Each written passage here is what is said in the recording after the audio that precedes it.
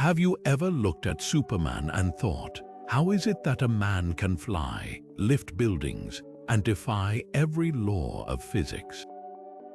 Or maybe you've watched Wonder Woman and felt a strange sense of familiarity, as if her story echoes something ancient, something timeless. What if I told you that these modern icons, these symbols of hope and justice, aren't as new as they seem? In fact, many of our most beloved superheroes are direct descendants, sometimes almost mirror images of gods, demigods, and mythical beings whose stories were told around campfires thousands of years ago. It's a connection that runs deeper than you might realize. These aren't just loose inspirations or casual nods to the past. The archetypes, the powers, even the very flaws that make these characters so compelling were shaped in the forge of ancient myth. Think about Thor, the Norse god of thunder, swinging his hammer. Mjolnir sound familiar? Or Hercules performing impossible labors that would make even the Hulk pause. These stories didn't vanish, they evolved. They put on capes and masks, stepped into a modern world, and became the heroes we cheer for today. So in this video, we're going to journey back through time, to the epic tales and legendary figures that laid the foundation for the superhero genre as we know it. We'll explore 30 incredible myths from cultures around the world, and trace how these ancient narratives were reimagined, reinterpreted, and reborn as the characters that now dominate our screens and comic books. This isn't just a history lesson. It's a discovery of how human imagination across centuries keeps returning to the same fundamental ideas about power, morality, and what it means to be a hero. So sit back and let's uncover the legendary origins of the superheroes you love. But to truly understand the journey from myth to modern hero, we have to start at the very top with the kings of the gods themselves. Consider the sheer, awe-inspiring power of a thunderstorm, the deafening crack, the blinding flash that splits the sky. It's a force that ancient cultures attributed to their most powerful deities, and it's a power that has been passed down directly to one of Marvel's most beloved champions. When you look at Thor with his enchanted hammer Mjolnir and his command of the storm, you are quite literally looking at a modern interpretation of the archetypal Sky Father, a figure famously embodied by the Greek god Zeus. The parallels are striking and go far beyond simply throwing lightning. Both Zeus and Thor rule from their own divine realms, Olympus and Asgard, and both wield a signature weapon that is synonymous with their authority. For Zeus, it's the Master Bolt, a weapon forged by the Cyclops that signifies his supreme rule. For Thor, it's Mjolnir, the hammer crafted by the dwarven brothers Sindri and Brokkr, inscribed with an enchantment that deems him worthy of its power. These aren't just tools, they are symbols of kingship and responsibility, and both gods frequently use these weapons not just in battle, but to enact judgment, to protect their realms, and to showcase the terrifying extent of their divine might. Perhaps the most compelling connection, however, lies not in their power, but in their profound and very human imperfections. These are not distant, flawless gods. They are characters defined by their tumultuous family dramas and personal flaws. Zeus is infamous for his temper, his infidelity, and his constant conflicts with his wife Hera, his brothers, and his numerous children. His story is a web of rivalry, jealousy, and power struggles. Now think of Thor's relationship with his adopted brother, Loki. Their bond is a complex mix of love, envy, betrayal, and rivalry that has fueled countless stories in the comics and films. This dynamic is a direct echo of the fraught relationships found in Greek mythology. Furthermore, both characters are often portrayed as needing to learn humility. The Thor we first meet in the Marvel Cinematic Universe is arrogant and war-mongering, leading his father Odin to strip him of his power and cast him to Earth to learn what it truly means to be a hero. Similarly, many myths about Zeus involve him facing challenges to his rule, often from his own family, which force him to confront his own arrogance and the consequences of his actions. This balance of immense, world-shaking power with relatable, all-too-human flaws is what makes both the ancient myth and the modern superhero so enduring. We see their greatness, but we also see them struggle with pride, family, and duty, making their divine struggles feel surprisingly familiar. They teach us that true strength isn't just about power, it's about wisdom, worthiness, and the courage to confront your own weaknesses. While the gods ruled from on high, the true test of a hero often began with a single, earth-shattering feat of strength. And no figure from mythology embodies raw, physical power quite like Hercules, the demigod son of Zeus whose legendary labors became the blueprint for the ultimate hero's journey. It's a blueprint that was picked up millennia later and used to create the most iconic superhero of all time, Superman. At first glance, the son of Jupiter and the son of Krypton might seem worlds apart, but their origins are woven from the very same heroic cloth. Both characters begin their stories as orphans, cast from their homes and destined for greatness on a new world.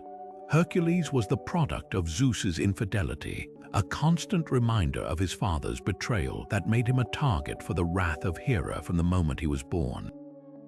His very existence was a threat to the established order. Similarly, Superman, born Kal-El, was sent away from the dying planet Krypton as a last hope, a lone survivor destined for a life far from his birthplace.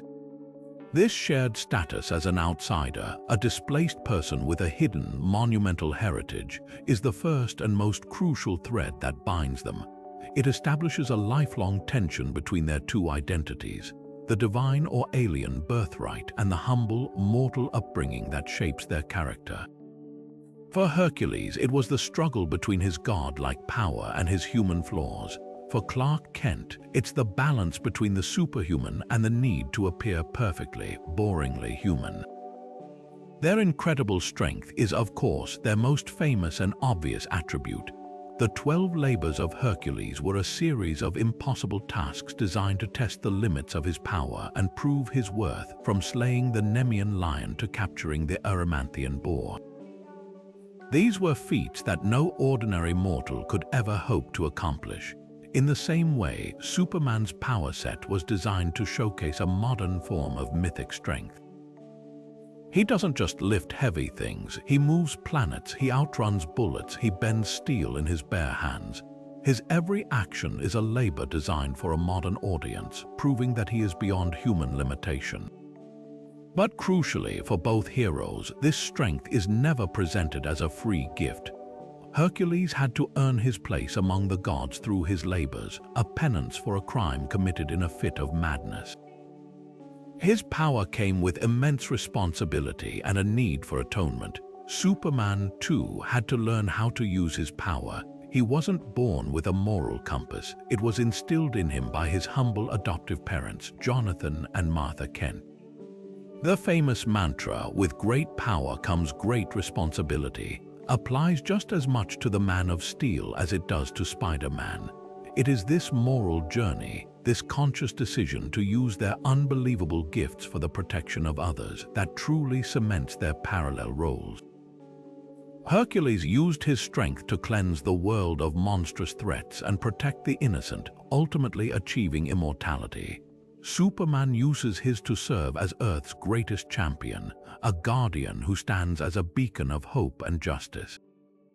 They both represent the ultimate ideal, that the greatest power in the universe is meaningless unless it is wielded with wisdom, compassion, and an unwavering commitment to good. They are not just strongmen, they are the protectors we aspire to be, the proof that might can indeed make right. Yet for every hero who relies on raw, God-given strength, there is another whose greatest weapon is the mind itself. This brings us to a very different kind of champion, one whose power lies not in muscles or alien physiology, but in sheer intellect, preparation, and an almost superhuman will to endure. From the sun-scorched battlefields of ancient Troy to the rain-slicked streets of modern Gotham City, the archetype of the strategist, the trickster, the master of preparation, finds its purest expression in two figures separated by millennia, the cunning Greek king Odysseus and the dark knight Batman. The connection is startlingly direct. Both heroes are fundamentally human, lacking any inherent superpowers. Odysseus is a mortal man, a king and a warrior, but his legend is not built on being the strongest fighter on the battlefield. His fame comes from his metis, a Greek concept encompassing cunning intelligence, practical skill, and strategic deception. He is the architect of the Trojan horse, the ultimate gambit that ended a decade-long war not through force but through a brilliant trick.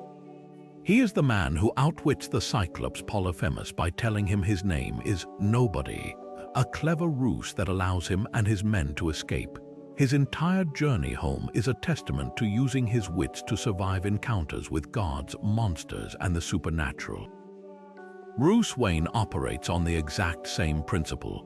In a world of gods and aliens, he is just a man, but he has honed his intellect and his body to their absolute peak. He is, first and foremost, the world's greatest detective.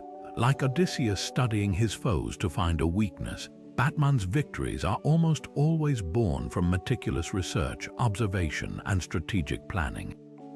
He doesn't simply beat his enemies, he outthinks them, exploiting their patterns, their psychology, and their flaws.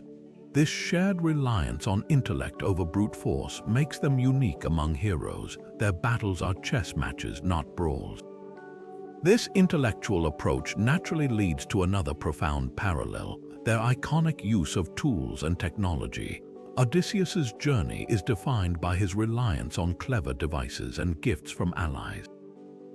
His ship is his vehicle, his sword and shield are his weapons, and the advice he receives from gods like Athena is his intelligence network. He uses every resource at his disposal to navigate a hostile world. Batman is the modern evolution of this idea. His utility belt, his batarangs, the Batmobile, the Batcomputer, these are not just cool gadgets, they are the technological manifestations of his preparedness. They are his Trojan horse, his way to level the playing field against opponents who are often far stronger than he is. His cave is his armory, and his wealth is the modern equivalent of having the gods on your side, providing him with the resources to create the tools he needs to survive. Perhaps the most profound connection between the King of Ithaca and the Guardian of Gotham, however, is their shared defining trait, perseverance. The Odyssey is at its heart a 20-year story of endurance. Odysseus faces unimaginable hardships, loss, and temptation, but his entire driving force is his unwavering goal to return home to his family. He is battered by storms, held captive, and tempted by immortality itself, yet he never gives up. Batman's entire crusade is built upon a similar, unbreakable will. His parents' murder in a dirty alleyway was his personal Trojan War, the catastrophic event that launched his long, lonely journey.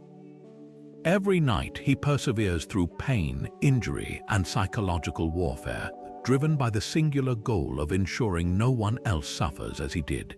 Their heroes' journeys are internal as much as external. They are stories of mental fortitude, of a will so strong it becomes their greatest superpower. They teach us that true heroism can be a long, dark, and lonely path, and that sometimes the most epic battle is not against a monster, but against the temptation to quit. They are both ultimately masterminds of their own destiny, using their human minds to overcome any obstacle and forever cementing their place as legends. This journey from clever king to caped crusader shows us that the mind itself can be the greatest superpower, but what about a hero whose strength comes from a sacred mission, one that intertwines truth and justice with the very essence of the divine? For that, we look to another son of Zeus, the legendary Perseus, and his most famous modern descendant, Princess Diana of the Mythology, Wonder Woman. Their stories are not just linked by Greek mythology, they are two versions of the same heroic ideal, a testament to how ancient quests and divine gifts were reforged for a new world. The parallels begin with their extraordinary origins. Perseus was the son of Zeus, who visited his mother Danae as a shower of gold, making him a demigod blessed with the potential for greatness. Wonder Woman, similarly, is no ordinary mortal. In her original comic book origins, she was sculpted from clay by her mother, Queen Hippolyta, and given life and power by the gods of Olympus, making her a literal gift from the gods. This divine heritage sets them apart and imbues them with a sacred duty to the world of men. They are both, in a sense, bridges between the divine realm and humanity, tasked with protecting one from the threats of the other. This connection is powerfully reflected in the iconic arsenal they wield, each item a direct gift or creation of the gods. Perseus was sent on his quest to defeat the Gorgon Medusa, armed with tools from the Olympians himself. Winged sandals from Hermes for flight, a helmet of invisibility from Hades, and a polished, reflective shield from Athena. These weren't just weapons, they were divine solutions to an impossible problem. Wonder Woman's equipment is a modern mirror of this divine armory.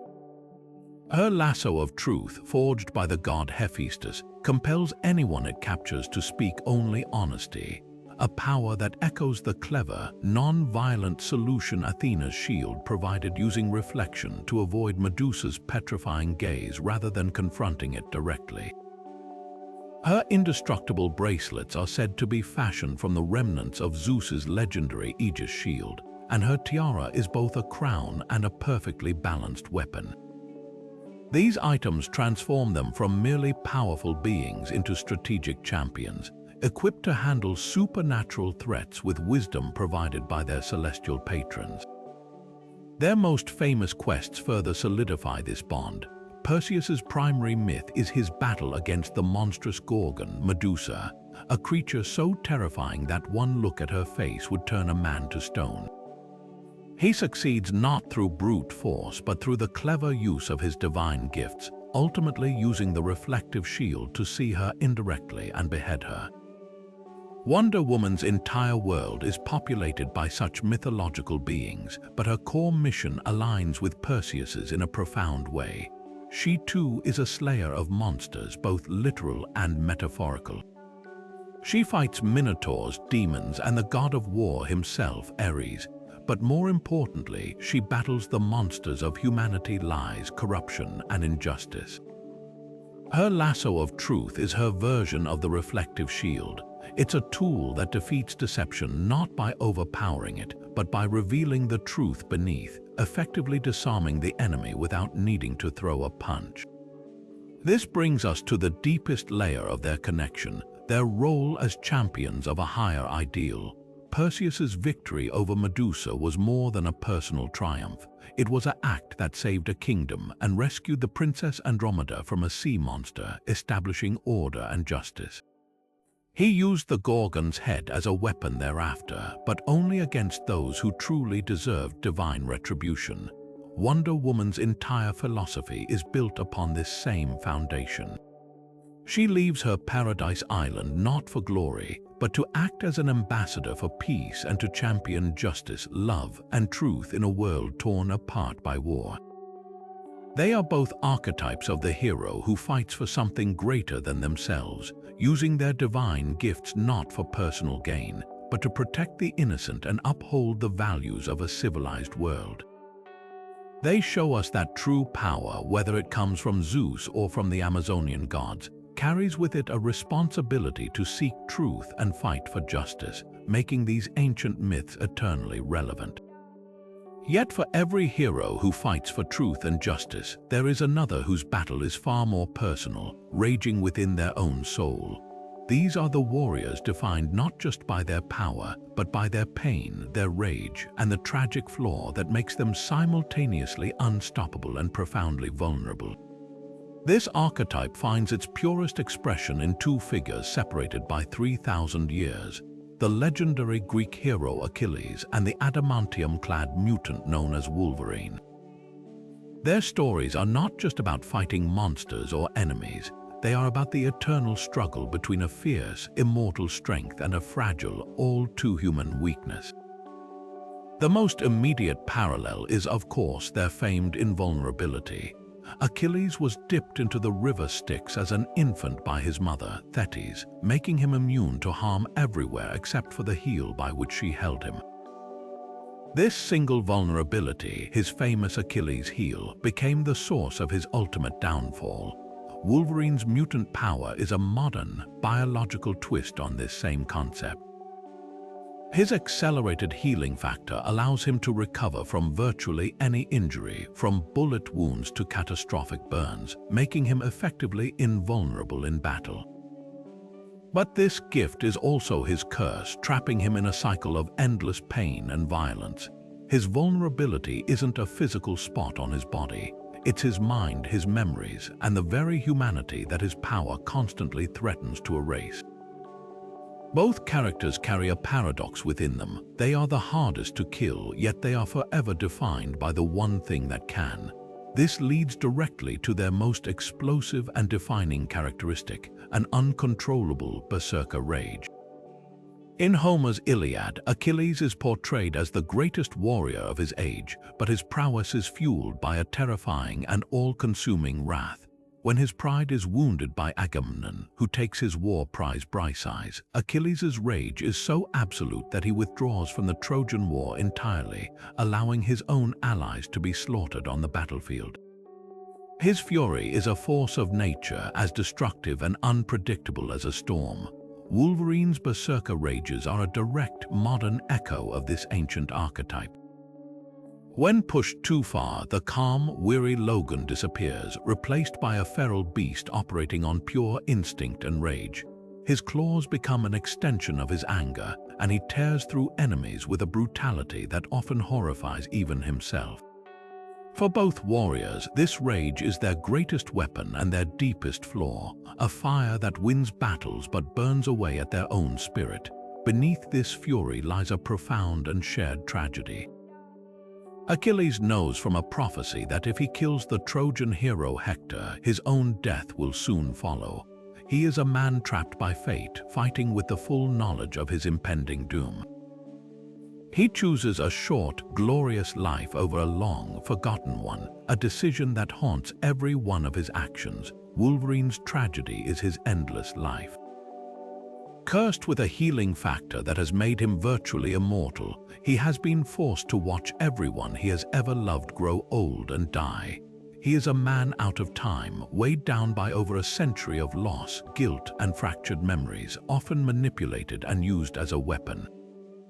Their stories are a deep exploration of mortality. One is doomed to die and knows it, the other is doomed to live and cannot escape it. Yet, despite the rage and the tragedy, both Achilles and Wolverine are ultimately bound by a powerful, personal code of honor. Achilles' rage finally breaks not for glory but for love and grief. He returns to the battle not for Agamemnon, but to avenge his beloved friend Patroclus, slain by Hector. In that moment, his actions are driven by loyalty and a desperate, heartbreaking need for vengeance that transcends his selfish anger. Similarly, beneath Wolverine's rough exterior and cynical demeanor beats the heart of a warrior with an unshakable code. He frequently takes on the role of protector, especially for the young and vulnerable members of the X-Men like Kitty Pryde or Jubilee. He fights for those who cannot fight for themselves, and his loyalty to his friends and his cause is absolute, even if he grumbles about it every step of the way. They are both, at their core, tragic warriors whose fierce exteriors hide a deep capacity for love and an unwavering commitment to their own unique sense of justice, making them among the most compelling and human heroes ever conceived.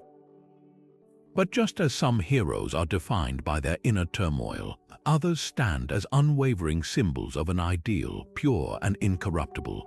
This brings us to a different kind of champion, one who represents the very soul of a nation and its highest aspirations.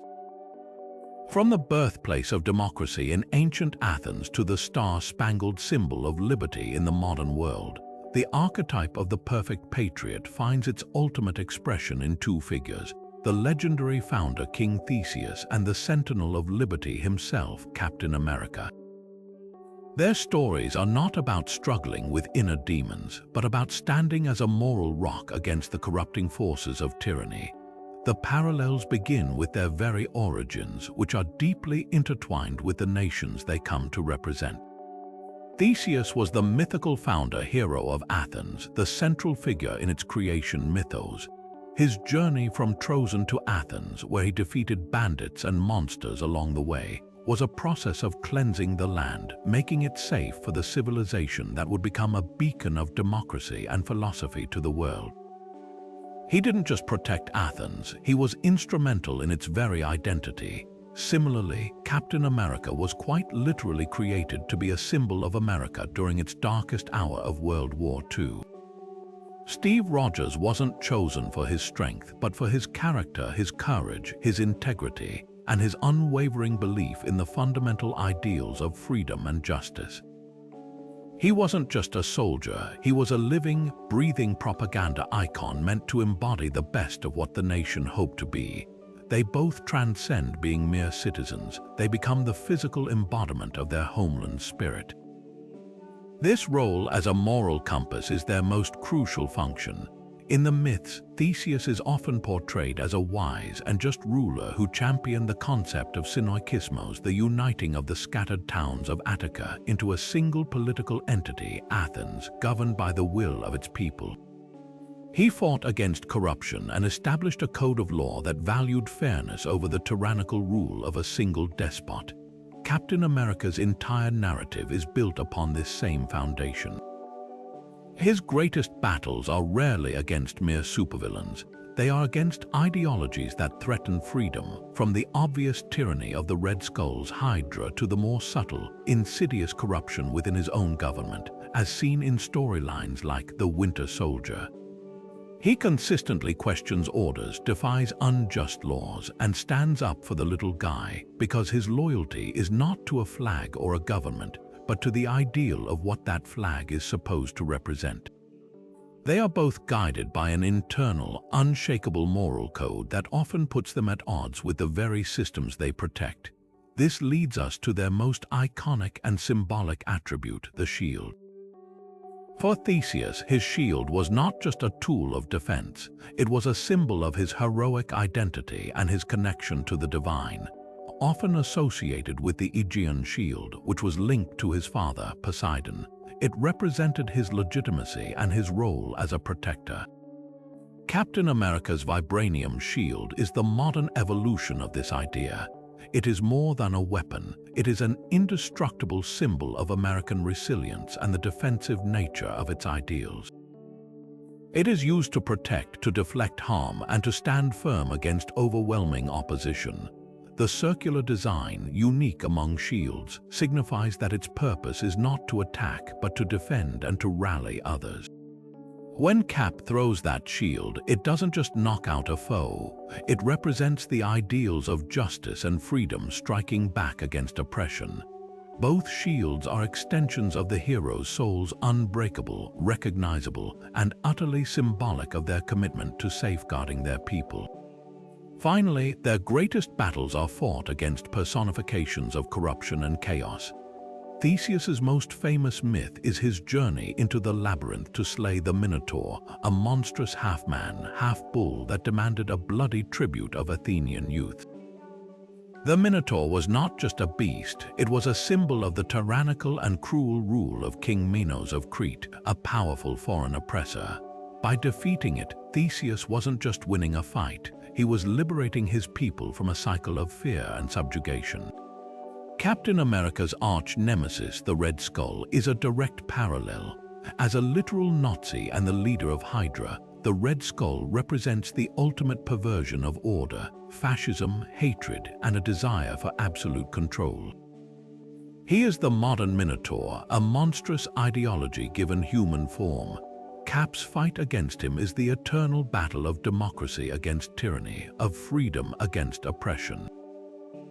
Theseus and Captain America both stand as beacons of hope, proving that one man, armed with unwavering virtue and an iconic shield, can confront the labyrinth of corruption and slay the monster at its heart. If the stories of Achilles and Captain America teach us about the power of the body and the spirit, then our next myth warns us of the soaring and sometimes catastrophic power of the human mind. We turn from the battlefield to the workshop, from the shield to the blueprint. to examine one of mythology's most enduring cautionary tales and the modern hero who lives by its lessons every day, the tragic fall of Icarus and the triumphant, yet perpetually fraught, rise of Tony Stark, the invincible Iron Man. Their stories are two sides of the same coin, exploring the exhilarating promise and profound peril of human innovation when it dares to challenge the very laws of nature. The parallel is etched in the very method of their flight. Icarus, as the myth goes, was imprisoned with his ingenious father, Daedalus, in the labyrinth the older man had designed. To escape, Daedalus crafted 2 pairs of wings from feathers and wax, a breathtaking feat of invention that offered freedom from earthly constraints. Centuries later, trapped in a cave by warlords, the brilliant weapons manufacturer Tony Stark uses his own genius to build not wings of wax, but a suit of powered armor from scraps of missile parts. Both creations are masterpieces of improvisation, born from desperation and a fierce will to survive. They are the ultimate symbols of humanity's desire to break free, to ascend, to literally reach for the heavens through the power of intellect and invention. Icarus's wings were the cutting-edge technology of his mythical age, just as the Iron Man armor represents the pinnacle of modern engineering. But here is where their paths dramatically diverge, revealing the core tension between ancient warning and modern reinterpretation. Icarus's downfall is a story of pure, unadulterated hubris. His father, Daedalus, gave him explicit instructions: fly the middle course. Do not fly too low, where the sea's dampness could clog the wings, and crucially, do not fly too high where the sun's heat would melt the wax. Icarus, intoxicated by the sheer thrill of flight, ignores this wisdom. He soars higher and higher, drunk on his own power, until the sun does its work and he plummets into the sea. His failure is one of arrogance and a complete disregard for limits. He represents the unchecked ambition that, when divorced from wisdom and caution, leads inevitably to disaster. Tony Stark is in many ways Icarus if he had survived the fall and learned to build a better wing. Stark is the embodiment of that same intoxicating hubris. He is a genius, a billionaire, a playboy, a philanthropist, a man utterly convinced of his own intellectual superiority. His inventions, from the Jericho missile to the Iron Man suits, repeatedly create catastrophic problems. He built the weapons that endangered him in that cave. He created Ultron, an artificial intelligence designed to protect the world, which immediately decided the best way to do that was to eradicate humanity. Like Icarus, Tony Stark's ambition constantly flies too close to the sun. But unlike the boy from the myth, Stark is defined by his response to the fall. He doesn't perish, he analyzes the failure, he iterates, he builds a new version, and he tries again. His entire heroic journey is a cycle of soaring innovation, catastrophic overreach, painful collapse, and resilient redemption. He is the cautionary tale that learned to talk back. This cyclical pattern highlights the modern complexity of the Icarus myth. The ancient story presents a simple binary: obey and live, or disobey and die. It's a warning against challenging the natural order. The story of Iron Man asks a more complicated question. What if we must challenge that order? What if progress is impossible without occasionally flying too close to the sun? Stark's genius is absolutely necessary to defend Earth from threats that are themselves beyond human scale: alien armadas, titans from space, and rogue artificial intelligences. The world needs him to fly high. The drama and the tragedy of his character come from the constant, terrifying balance he must maintain. Every new suit of armor, every upgrade is another flight. Each one holds the potential for glorious success or for a meltdown that could take the entire world down with him. He lives on the fine line between genius and folly, and he knows that one miscalculation could be his last. He is the embodiment of our modern technological dilemma. The understanding that the very intelligence that can save us also contains the seeds of our own destruction. and that the responsibility for managing that power rests entirely on our own shoulders without a divine father figure to warn us of the sun's heat. While the story of Icarus is a cautionary tale about the dangers of reaching too high, some myths warn of a different kind of power, one that is innate, terrifying, and turns its wielder into a monster to be feared and isolated. This brings us to one of the most tragic figures in all of Greek mythology, the Gorgon Medusa, and her unexpected modern counterpart, the silent king of the Inhumans, Black Bolt. On the surface, a snake-haired monster and a regal superhero seem worlds apart, but their stories are inextricably linked by a devastating and involuntary power that makes them simultaneously the most potent and the most vulnerable beings in their respective worlds. The core of their connection lies in a single, terrifying sensory trigger that unleashes absolute destruction. For Medusa, it was her gaze. According to the most common version of her myth, she was once a beautiful priestess who was cursed by the goddess Athena after being violated by Poseidon in the goddess's temple. This divine punishment transformed her into a monstrous gorgon, with living serpents for hair and a face so horrifying that any living thing that met her eyes would be instantly turned to stone. Her power was passive, constant, and utterly beyond her control. Black Bolt's power operates on a similar principle of sensory-triggered annihilation, but through a different medium, his voice. Due to his unique genetic makeup, even the slightest whisper from Black Bolt channels immense destructive energy, a particle shockwave that can level city blocks or worse. A spoken word could be a cataclysm. This means that, like Medusa, his very nature is a weapon he must constantly suppress. A momentary lapse in control, a single glance or an accidental sound results in irrevocable death and devastation for anyone nearby. Their abilities are not tools they wield, they are curses they contain. This necessity for absolute restraint shapes their entire existence, leading to a profound and heartbreaking isolation. Medusa was exiled to a remote island, living in a temple at the edge of the world, surrounded by the stone statues of those who had accidentally or intentionally found her. She could not be looked upon, touched, or spoken to. She was utterly alone, a prisoner of her own form. Black Bolt's isolation is of a different kind, but no less profound. As the king of the Inhumans, he lives among his people, but he is set apart by a wall of silence. He cannot engage in casual conversation, cannot laugh, cannot cry out in pain or anger.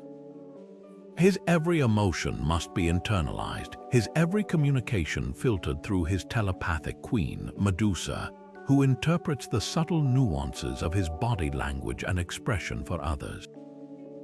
He rules from a throne of quiet solitude, surrounded by subjects he can never truly speak to, forever holding back the apocalyptic power residing in his vocal cords. They are both monarchs of their own loneliness, forced into seclusion, one physical, one social, by the deadly nature of their gift. This transforms them from mere powerful beings into deeply tragic figures. It is crucial to remember that Medusa's power was not something she sought. It was a punishment inflicted upon her for a crime she was often portrayed as a victim of. She did not choose to be a monster, she was made into one by the wrath of a god. Her story is one of victimization and the loss of self. Black Bolt's tragedy is one of immense responsibility and inherited burden. He did not ask for his power, it was the result of his exposure to the Terrigen mists, a genetic lottery that granted him abilities far beyond any other inhuman. With that power comes the crushing weight of knowing that a single moment of weakness, a single nightmare where he might cry out in his sleep, could obliterate his entire kingdom. He is a hero who must protect the world from himself every second of every day. They are both prisoners of their own power, and their greatest battle is not against an external enemy, but against their own reflexes, their own emotions, and the very human desire to simply express themselves. Ultimately, this makes their most heroic act not a grand feat of strength, but a continuous, silent act of sacrifice. Medusa's entire existence was an exercise in protecting others from herself by remaining in exile. Her death at the hands of Perseus, while often framed as a heroic slaying, can also be seen as a release from her tragic curse. Black Bolt's heroism is defined by this same principle of self-denial. His greatest strength is not the power he unleashes, but the power he holds back. His unwavering discipline and silence are his true gifts to the universe. In countless comic book storylines, the most dramatic moments occur when he is finally forced to speak, accepting the horrific collateral damage as a necessary cost to save all of reality. In that single, devastating utterance, we see the full weight of his tragedy and his heroism converge. Medusa and Black Bolt stand as powerful reminders that some of the greatest strength in the universe is not found in the thunderous clash of battle, but in the agonizing, eternal, and silent restraint exercised to prevent that battle from ever happening. Moving from the silent, contained power of figures like Medusa and Black Bolt, we now turn to a force that is anything but passive: the active, terrifying, and intricate weaving of destiny itself. Few concepts in mythology are as omnipresent and immutable as the Moirai, the three fates of ancient Greece. These sisters, Clotho, who spins the thread of life, Lachesis, who measures its length, and Atropos, who makes the final cut, were not merely observers of destiny, they were its architects. Their decrees were absolute, feared even by Zeus, who could not alter the threads they spun. This ancient portrayal of cosmic order finds a stunningly direct parallel in the modern mystic, Dr. Stephen Strange, the sorcerer supreme whose entire heroic identity is built upon a desperate, relentless battle to manipulate the very fabric of reality and time that the fates so coldly control. The primary connection lies in their shared dominion over the fundamental forces of existence. The fates worked with the literal thread of life, a tactile representation of a person's destiny from birth to death. Their power was over the linear, unchangeable flow of time and consequence. Doctor Strange, as the guardian of the Earth's mystical defenses and a master of the mystic arts, operates in this same cosmic arena. While he doesn't hold a literal spindle and shears, his spells, artifacts, and duties are all focused on manipulating these same concepts. The Eye of Agamotto, which contains the Time Stone, allows him to rewind, pause, or fast-forward time itself, effectively allowing him to respin a thread that has already been cut. His title of Sorcerer Supreme comes with the responsibility of protecting our reality from incursions that would unravel its very fabric, making him a modern, active participant in the maintenance of cosmic order, much like the fates were the weavers of that order. This brings us to the profound and burdensome weight of cosmic responsibility that both entities bear. The fates were detached and impartial. They measured and cut without emotion, representing a universe governed by impersonal, inevitable laws. Theirs was a cold, absolute responsibility to maintain the tapestry of fate as it was meant to be. Doctor Strange's journey is the story of a man who is forced to shoulder a similar level of responsibility, but is asked to do so with all the passion, fear, and fallibility of a human heart. He was once a brilliant but arrogant surgeon who believed he could control life and death with his hands. His accident and subsequent training in the mystic arts was a brutal lesson in humility, teaching him that he was now playing with forces on a scale he could never have imagined. His responsibility isn't to blindly enforce destiny, but to actively protect it and, on occasion, to defy it.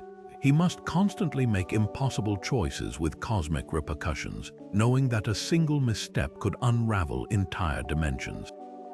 Where the fates were the unfeeling system, Strange is the system's frantic, overworked security guard and occasional hacker. This tension between immutable fate and the ability to change it is the very core of their shared narrative and the source of their greatest drama. The most famous myth involving the fates is the story of the death of Achilles, where it is foretold he will die young in battle. Despite the efforts of his mother, Thetis, to change his destiny by dipping him in the river Styx or by hiding him away, the prophecy comes true. The message is clear: fate is inevitable. Doctor Strange's entire mythos is a direct challenge to this ancient idea. His most iconic story, and the pivotal moment in the film Infinity War, revolves around him using the Time Stone to look into over 14 million possible futures, searching for the one single thread, the one reality in which they defeat Thanos. In doing so, he isn't submitting to fate, he is actively shopping for it. He finds the one path to victory and then must meticulously and silently guide events toward that outcome, even if it requires his own death, defeat, and the blip of half the universe's life. He becomes a modern Lachesis, measuring the length of countless possible threads, and then must play the part of Atropos, making the deliberate cut that chooses which future lives and which ones die. He battles inevitable doom not with brute force, but with supreme intelligence and sacrifice, manipulating the variables of reality until the inevitable outcome is the one he needs. Ultimately, both the Fates and Doctor Strange serve as powerful metaphors for our own relationship with destiny and time.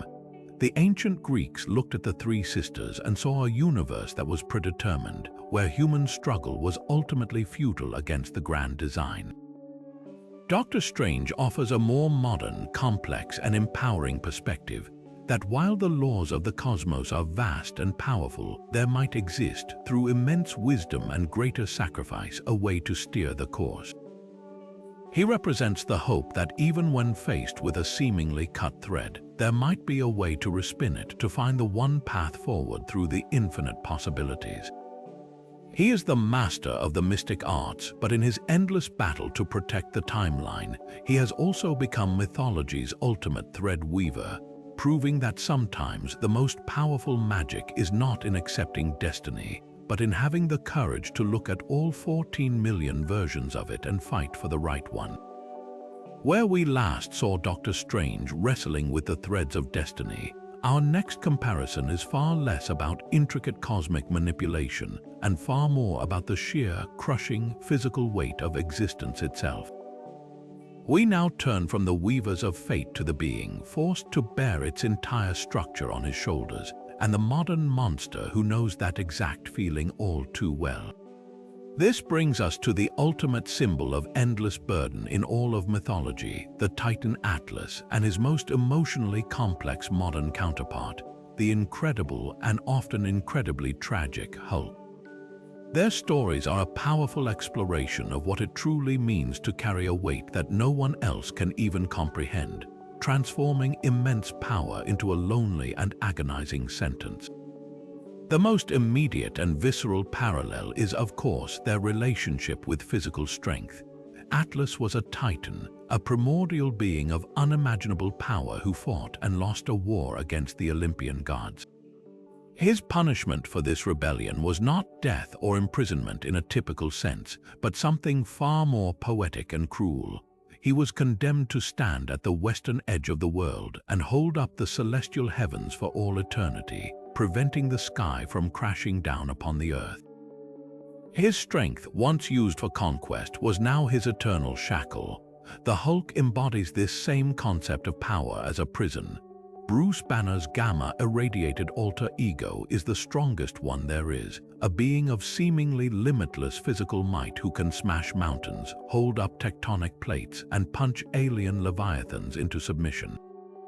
Yet this strength is almost never a gift. It is a manifestation of Banner's deepest pain, a force that erupts uncontrollably, shattering his life and everything around him. Like Atlas, the Hulk's greatest asset is the very thing that isolates and tortures him, a constant, heavy reminder of the burden he must carry alone. This leads to the profound and shared perception of their existence as a curse. In the ancient world, Atlas was not seen as a hero. He was a figure of endless toil and suffering, a cautionary tale about the price of defying the divine order. His name literally means "he who carries," and his image became synonymous with any unbearable burden. The Hulk lives under the same shadow. He is not typically celebrated. He is feared, hunted, and hated. The world sees a mindless monster, a rampaging beast, a code green emergency to be contained. Bruce Banner spends his life on the run, not from villains, but from the military forces of his own country, who view the Hulk not as a person but as a weapon of mass destruction to be dissected and controlled. Both Atlas and the Hulk are defined by how the world perceives their power not as a virtue, but as a terrifying, destructive flaw that must be managed or punished. They are outcasts not for being weak but for being too strong. Beneath this external curse lies the true core of their connection, a deep internal struggle with identity and purpose. For Atlas, his entire being is reduced to a single, agonizing function. He is the pillar. He has no other name, no other role, no other life. He is the definition of a thankless job, performing a service that keeps the entire world running, yet receiving no gratitude, no relief, and no recognition for his sacrifice. He is forever frozen in his role, his identity completely consumed by his burden.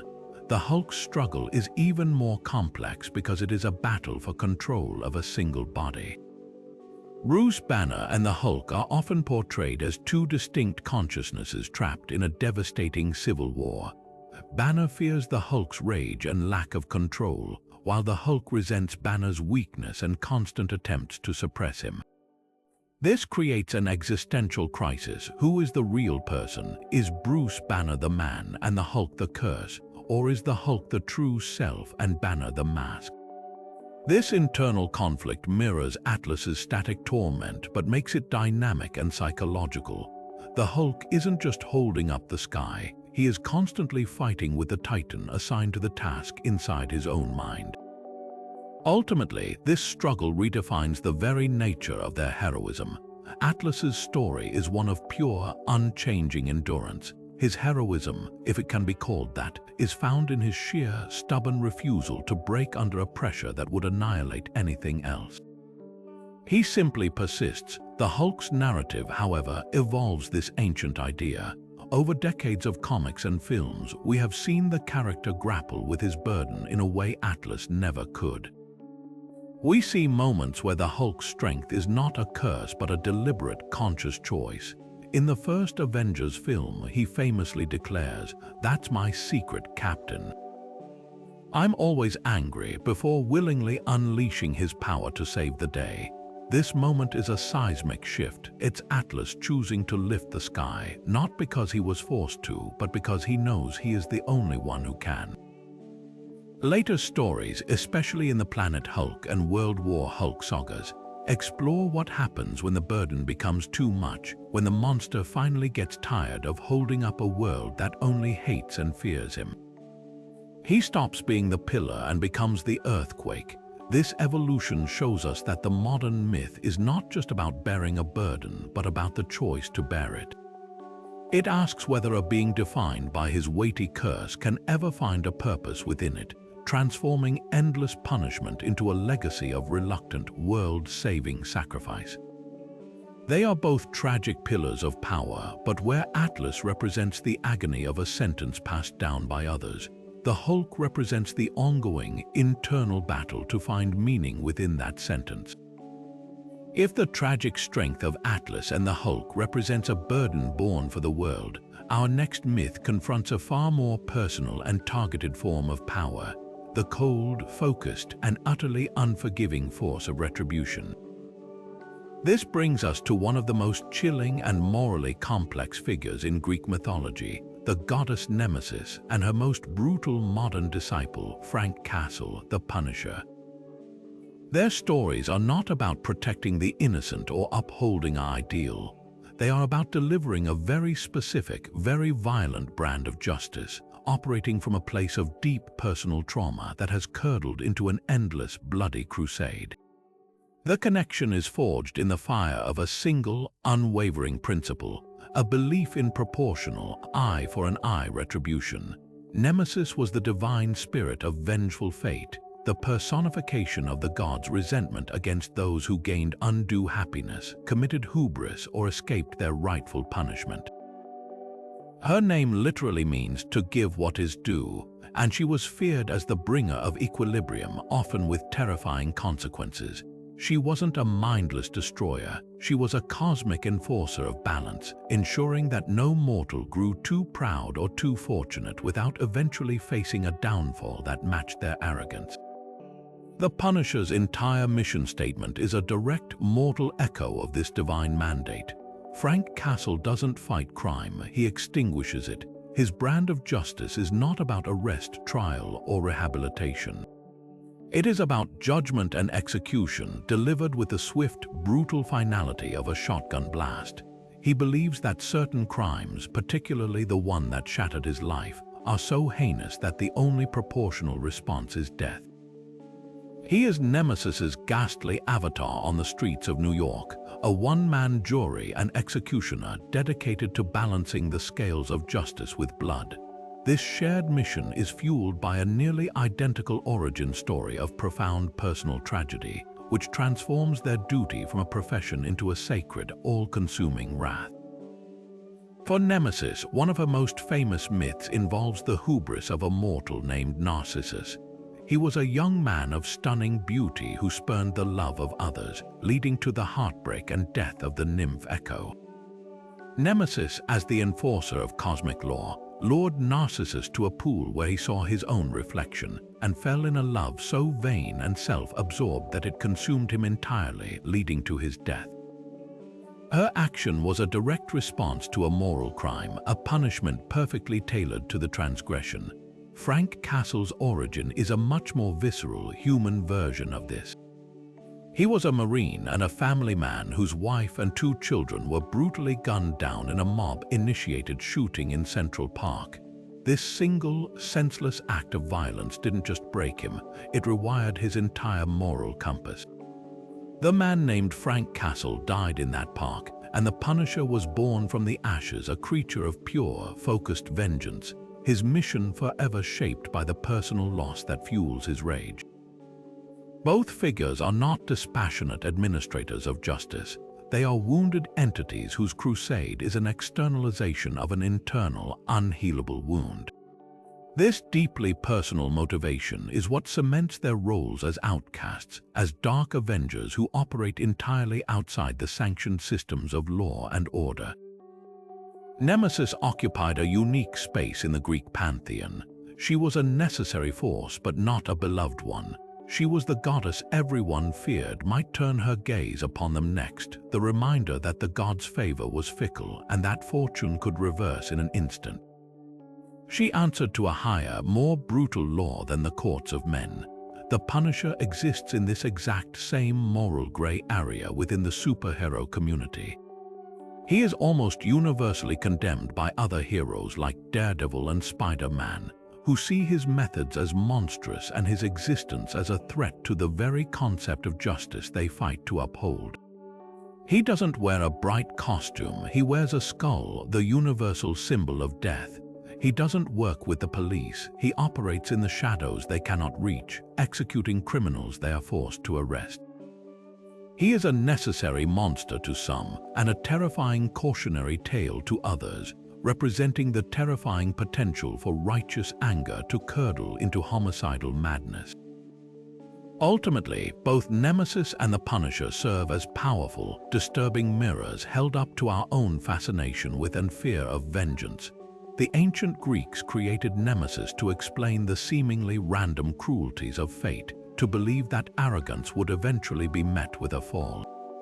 She was a comforting, if terrifying, concept, a guarantee that the universe had a built-in sense of balance, however brutal. The Punisher forces us to confront a much more modern and uncomfortable question. What if that balance depended on a man with a gun? Is his brand of justice a horrific perversion of the law, or is it the only true form of justice possible in a world where the system so often fails the victims? They both represent the darkest possible answer to injustice, a path where mercy is a weakness and punishment is the only language understood by the wicked. They are not heroes to aspire to, but warnings of what happens when grief is left to ferment into an endless, bloody harvest, proving that the desire for retribution is one of the oldest and most powerful stories we continue to tell. Now we shift from the cosmic scales of vengeance to a much more intimate and sensory form of power, one that proves that true perception has nothing to do with sight and everything to do with feeling the world around you.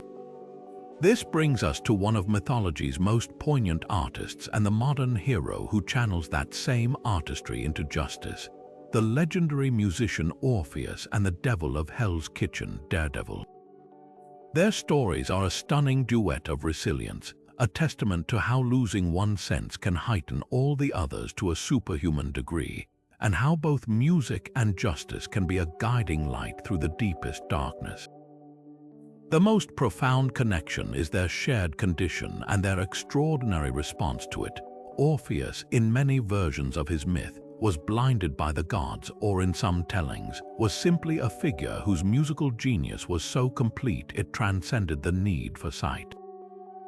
He navigated the world not with his eyes but with his ears and his heart, perceiving reality through the vibrations of his lyre and the emotions in his song.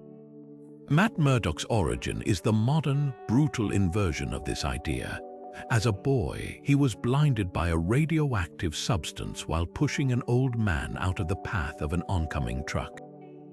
The accident didn't just take his sight, it amplified his remaining senses to an incredible degree, allowing him to perceive the world as a detailed, three-dimensional map of sound, smell, and touch. For both heroes, blindness wasn't an ending, it was the beginning of a different way of being. Orpheus's music became his sight, allowing him to charm wild beasts and even make stones weep. Daredevil's senses became his radar, a world on fire that he sees with a clarity no ordinary person could ever imagine. They teach us that perception is not a single sense but a symphony of input, and that by mastering one instrument, you can learn to hear the entire orchestra of the world. This mastery of a heightened sensory world naturally leads them both into a confrontation with the ultimate representation of darkness and despair, the underworld. Orpheus's most famous myth is his descent into the realm of Hades to retrieve his beloved wife, Eurydice, who died on their wedding day. He doesn't battle his way in with a sword, he plays his way in with his music. His lyre is his passport, and his song is so heartbreakingly beautiful that it moves the cold, dead hearts of the underworld's guardians. He charms Cerberus, the three-headed hound, and he stops the punishments of the damned, even bringing a tear to the eye of Hades himself. This is a hero using art and empathy as his greatest weapons against the forces of death. Daredevil's entire existence is a perpetual descent into a modern underworld. Hell's Kitchen is his Hades, a neighborhood choked with crime, corruption, and violence, a literal underworld of New York City. He doesn't navigate it with a weapon. He navigates it with his senses, using the echoes of sound and the vibrations in the air to build a mental picture of his surroundings. His battles against kingpins like Wilson Fisk are a direct parallel to Orpheus facing down the Lord of the Dead. Both heroes enter the heart of darkness not to destroy it, but to retrieve something precious that was lost to it, whether it's a lost love or the soul of a neighborhood. Yet for all their power, both stories are also defined by a moment of tragic, very human failure. Orpheus is given a single condition for his success. He can lead Eurydice out of the underworld, but he must not look back at her until they have both reached the sunlight. It's a test of faith, but consumed by doubt and overwhelming love, he turns to make sure she is truly there, and in that single moment he loses her forever. His story is a tragedy about the fragility of trust and the devastating cost of a moment's weakness. Daredevil's entire career is a continuous battle with this same temptation. His faith is constantly tested, not in the gods but in his own moral code. He has sworn not to kill, to be better than the criminals he fights. Yet he is constantly surrounded by darkness, by a justice system that often fails, and by enemies so evil that the easiest solution would be to break his vow, to take that one final fatal step. His greatest struggle is the same as Orpheus's, the struggle to have faith, faith in the process, faith in the law, and faith in his own path, even when every instinct screams at him to turn around and confront the evil behind him with absolute finality. They are both heroes whose greatest enemy is often their own doubt. Ultimately, Orpheus and Daredevil represent a different kind of heroism, one that is built on sensitivity rather than strength, on perception rather than power. Orpheus's legacy is that of the artist whose work can literally change the world, whose emotion can touch even the untouchable.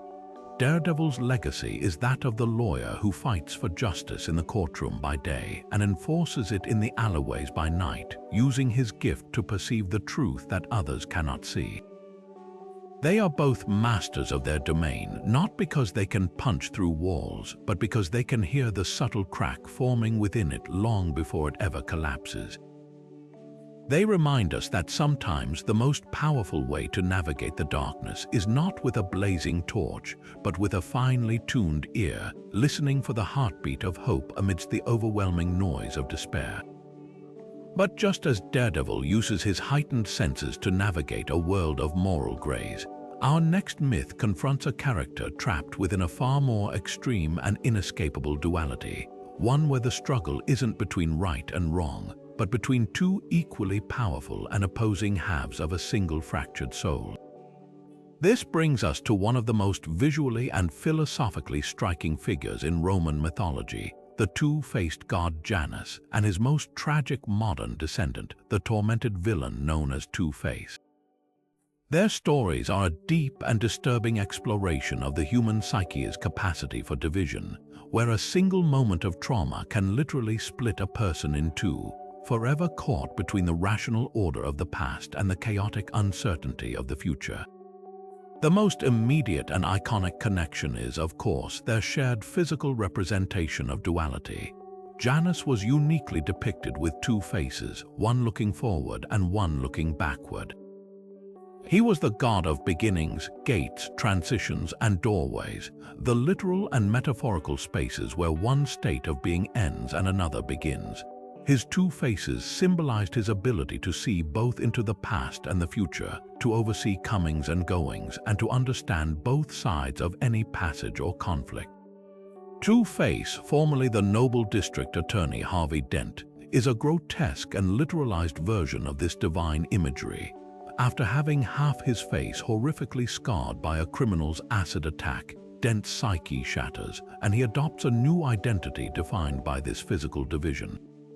One side of his face remains the handsome, idealistic man he once was, while the other is a monstrous visage of rage and pain. Like Janus, he becomes a living symbol of duality, but where the god represents balanced transition, Two-Face embodies a violent and unstable conflict between two warring halves of a single mind. This physical split reflects a much deeper internal struggle between two opposing forces, order and chaos. Janus presided over the most orderly of Roman concepts.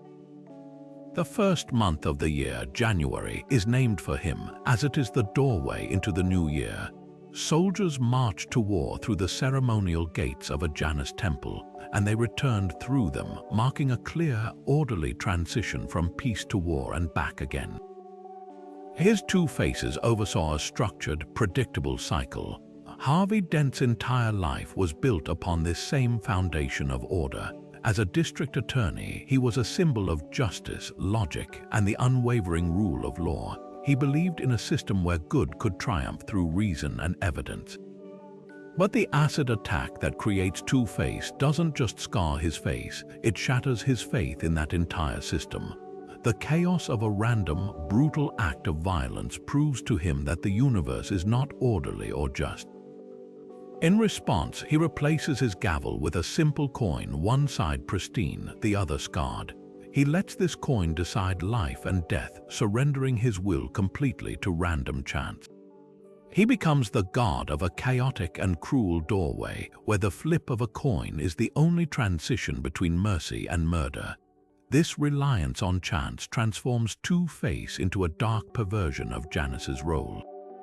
Where Janus was a guardian of gateways, ensuring safe and purposeful passage, Two-Face becomes a terrifying arbiter of fate, standing at a metaphorical doorway between life and death for his victims. His coin flip is a twisted ritual that determines which path a person will take, reducing complex moral decisions to a 50-50 game of chance. This act is the ultimate expression of his broken psyche, the belief that since the universe is random and unfair, all outcomes should be random and unfair. The rational, orderly Harvey Dent is still in there, represented by the clean side of the coin and the good side of his face, but he is now locked in an eternal struggle with the chaotic, vengeful Two-Face personality. They are no longer integrated but are two tenants warring for control of a single body, each flip of the coin a moment of transition more terrifying than any that Janus ever oversaw. Ultimately, the stories of Janus and Two-Face serve as a powerful cautionary tale about the fragility of identity and the human spirit. Janus represents a healthy, integrated duality, the ability to honor the past while looking to the future, to understand both sides of a conflict without being torn apart by it. He is a whole god with two faces. Two-Face represents what happens when that duality is fractured by trauma, when the balance is destroyed and the self is divided into warring factions. He is not two gods in one, but half a man trapped in a civil war with his other half. He is a living monument to the idea that our greatest strengths, our capacity for reason, and our understanding of justice are terrifyingly vulnerable to the chaotic injustices of the world. He stands as Batman's most tragic foe, not because he is purely evil, but because he is a reflection of what any person could become when their faith in order is shattered, forever trapped in the doorway between the man he was and the monster he was forced to be. If the tragic duality of Two-Face shows us a man broken by a single moment of chaos, our next myth presents a hero who refuses to break, even when faced with an endless cycle of frustration and toil. This brings us to one of the most potent symbols of futile labor in all of mythology, the cunning king Sisyphus, and his most resilient modern counterpart, your friendly neighborhood Spider-Man. Their stories are a powerful and surprisingly uplifting exploration of what it truly means to persevere when the universe itself seems designed to push you back down the hill over and over again. The connection begins with the very nature of their struggle, a relentless and cyclical battle against forces that seem to reset their progress at every turn. Sisyphus was punished by the gods for his cleverness and deceit, most famously for tricking death itself. His eternal sentence was to roll a massive boulder to the top of a steep hill, only to watch it roll back down every time he neared the summit, forcing him to begin his labor again for all eternity. There is no finish line, no moment of victory, only the grim certainty of repetition. Spider-Man's life is a modern, human-scale version of this myth. Peter Parker is forever trapped in a cycle of personal sacrifice. He tries to balance his life, his relationships, his education, his job, his own happiness, with the immense responsibility of being Spider-Man. And just as he feels he's getting ahead, just as he might have a date with Mary Jane or an important exam to study for, the boulder rolls back down. A new villain emerges. The police mistakenly label him a menace, his boss Jay. Jonah Jameson slanders him in the Daily Bugle, and he must drop everything to push the rock up the hill once more. His heroism isn't defined by a single, glorious victory, but by the daily, grinding effort of getting back up and trying again. This is where their stories diverge in the most crucial way, transforming the myth from one of pure punishment into one of meaningful, if difficult, choice. For Sisyphus, his labor is a sentence. It is a punishment inflicted upon him by external, divine forces. He has no agency, no option to simply walk away from the boulder. His struggle is the definition of futility, a cosmic joke at his expense. Spider-Man's struggle, however, is self-imposed. It is born from his famous credo, the lesson he learned too late from his Uncle Ben. With great power comes great responsibility. Peter Parker was not cursed by a god, he cursed himself with a conscience. He has the power to walk away. He could, at any moment, hang up the webs, focus on his own life, and let someone else handle the problems. But he doesn't. He chooses every single day to shoulder that boulder and push it up the hill. His perseverance is not a punishment, but a continuous, conscious act of will. He is Sisyphus if Sisyphus had chosen the boulder. This profound difference redefines the entire emotional core of their narratives. The myth of Sisyphus is often seen as the ultimate allegory for absurdity and despair, a life devoid of meaning. The philosopher Albert Camus famously argued that one must imagine Sisyphus happy, finding purpose in the struggle itself, as it is all he has. Spider-Man is the living, breathing embodiment of that very idea. Peter Parker is rarely happy, but he finds meaning in the struggle. His purpose is not in finally defeating crime forever, an impossible task, but in the act of getting up every time he's knocked down, of saving the one person he can save today. His victory is not in reaching the top of the hill, but in the fact that he never stops pushing. The boulder will always roll back down, but someone will always be at the bottom to start pushing it again, and that someone is Spider-Man. He represents the ultimate triumph of the human spirit, not in spite of the futility, but because of it.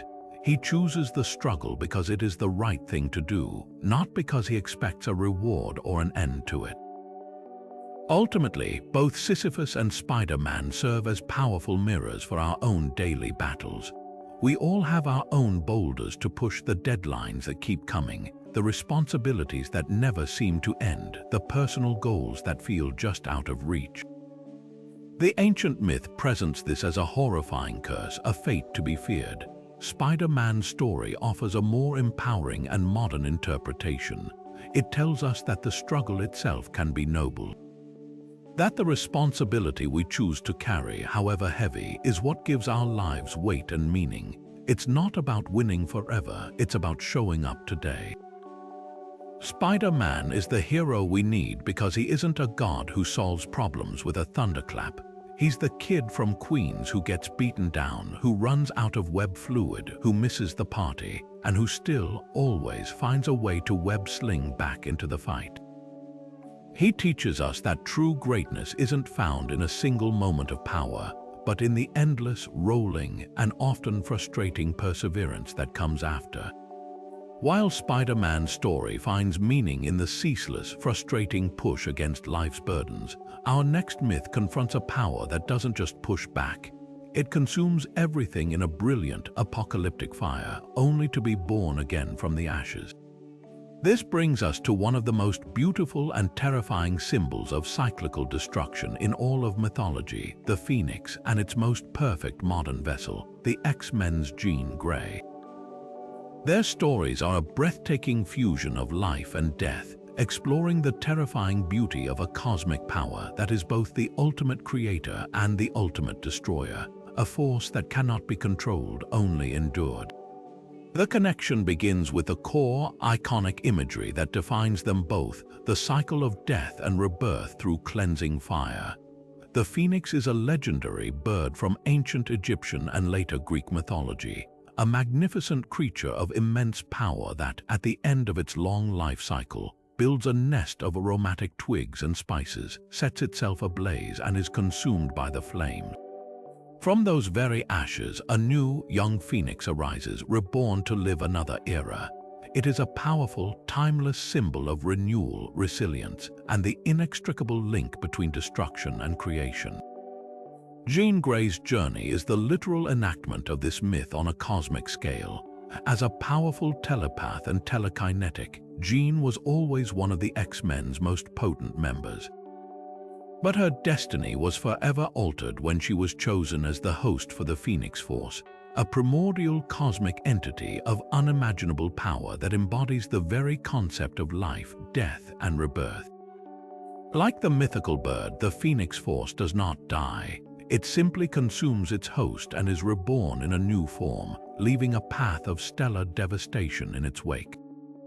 Jean's most famous story, the Dark Phoenix Saga, is a direct retelling of the myth. She is consumed by this power, becomes the Dark Phoenix, and in a fit of cosmic hunger, destroys an entire star system, killing billions before ultimately meeting her own fiery end, only to be reborn again later. The myth isn't just an inspiration, it is the literal blueprint for her power and her tragedy. This immense power naturally leads to the shared theme of its fundamental uncontrollability. The fire of the phoenix is not a gentle flame. It is an all-consuming inferno that represents the raw, unchecked force of creation itself. In mythology, the bird's rebirth was often seen with a sense of awe and terror, a necessary but terrifying event that was part of the natural order, beyond mortal comprehension or intervention. For Jean Grey, the Phoenix Force is the same. It is not a superpower she wields, it is a force that wears her like a suit. It amplifies her emotions to a cosmic scale, meaning her every moment of grief, passion, or anger can have galaxy-shattering consequences. Her struggle is not about learning to control the power, but about trying to maintain her own identity and morality while being subsumed by an entity that is essentially a force of nature. The Phoenix Force has its own will, its own purpose, and it views the life and death of planets as insignificant steps in an eternal cycle. Jean's humanity is a flickering candle in the heart of a supernova, constantly at risk of being extinguished by the very power that defines her. This makes her one of the most tragic figures in comics, a woman who is both the nurturing, compassionate Jean Grey and the impersonal, hungry cosmos embodied in the Phoenix, forever at war within a single mind. This internal conflict transforms her story into a profound exploration of duality that is even more intense than what we saw with Two-Face. Where Harvey Dent was split between order and chaos, Jean Grey is split between the profoundly human and the utterly cosmic. One half of her is defined by her connections, her love for Scott Summers, her friendship with the X-Men, her role as a teacher and a hero. This is Jean Grey, the woman. The other half is the Phoenix, an entity that sees those very connections as limitations, as fleeting sparks in the grand, cold darkness of space. It is this duality that leads to the inevitable tragedy. The Phoenix cannot understand why destroying a star system full of alien life is wrong if it feeds the cycle of death and rebirth. Jean Grey, the woman, is shattered by the guilt. Her story is not about a villain's descent into evil. It is about a good person being forced to carry a burden of power so immense that it inevitably corrupts and destroys everything she holds dear, only for the cycle to begin again with her resurrection. She is both the victim and the perpetrator, the healer and the destroyer, a walking, talking paradox of fire and flesh. Ultimately, the myth of the Phoenix and the story of Jean Grey serve as the ultimate metaphor for the darker side of transformation. We often think of rebirth as a positive, cleansing event, out with the old, in with the new. But the Phoenix reminds us that for something new to be born, something old must often be utterly annihilated. There is no rebirth without the fire. There is no renewal without the pain of destruction. Jean Grey's journey forces us to ask a difficult question. What is the cost of cosmic power? Is it worth obtaining godhood if it means losing your very soul, your morality, and your humanity in the process? She is a cautionary tale about the seductive nature of ultimate power and the inevitable corruption that comes with it, but she is also a symbol of hope. No matter how many times she falls, no matter how completely she is consumed by the flames, a part of her always returns from the ashes, ready to fight for her soul one more time.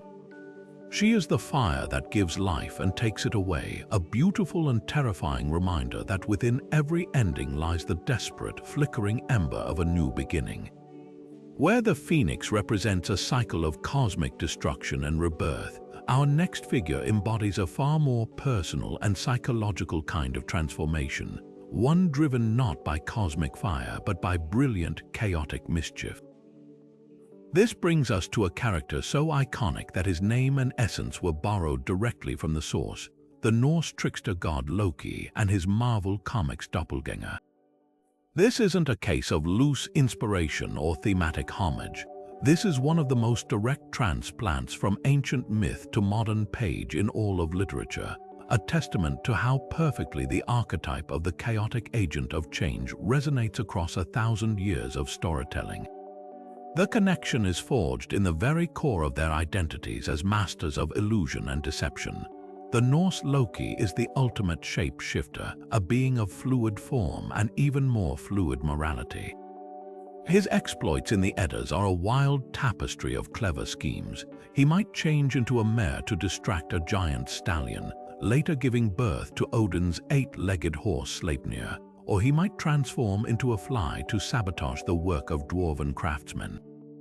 His physical form is as unreliable as his word.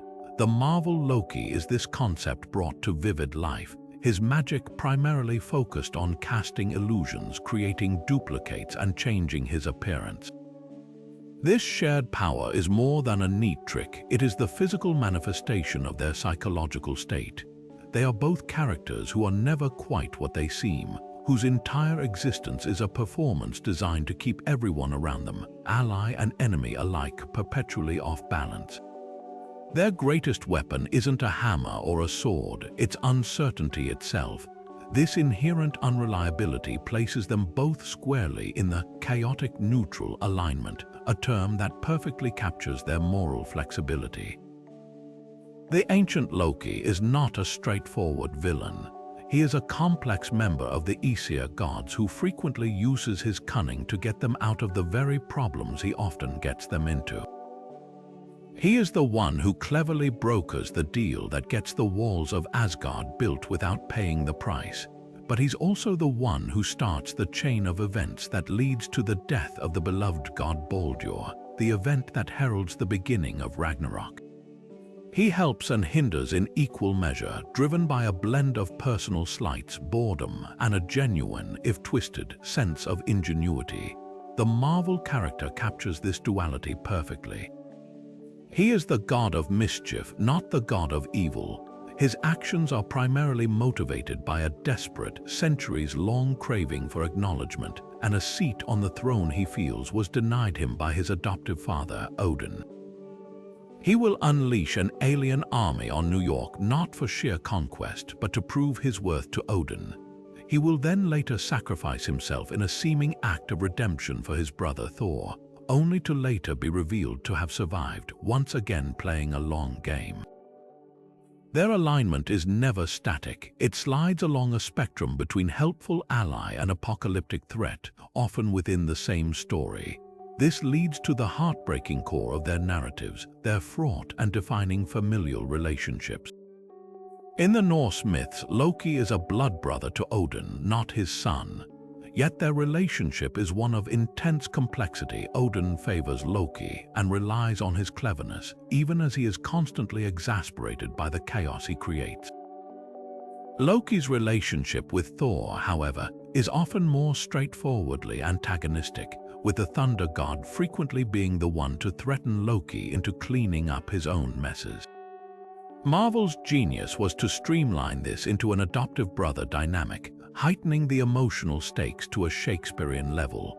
Making Loki the adopted son of Odin and brother to Thor transforms his mischief into a cry for attention from a father he believes will never love him as much as his biological son.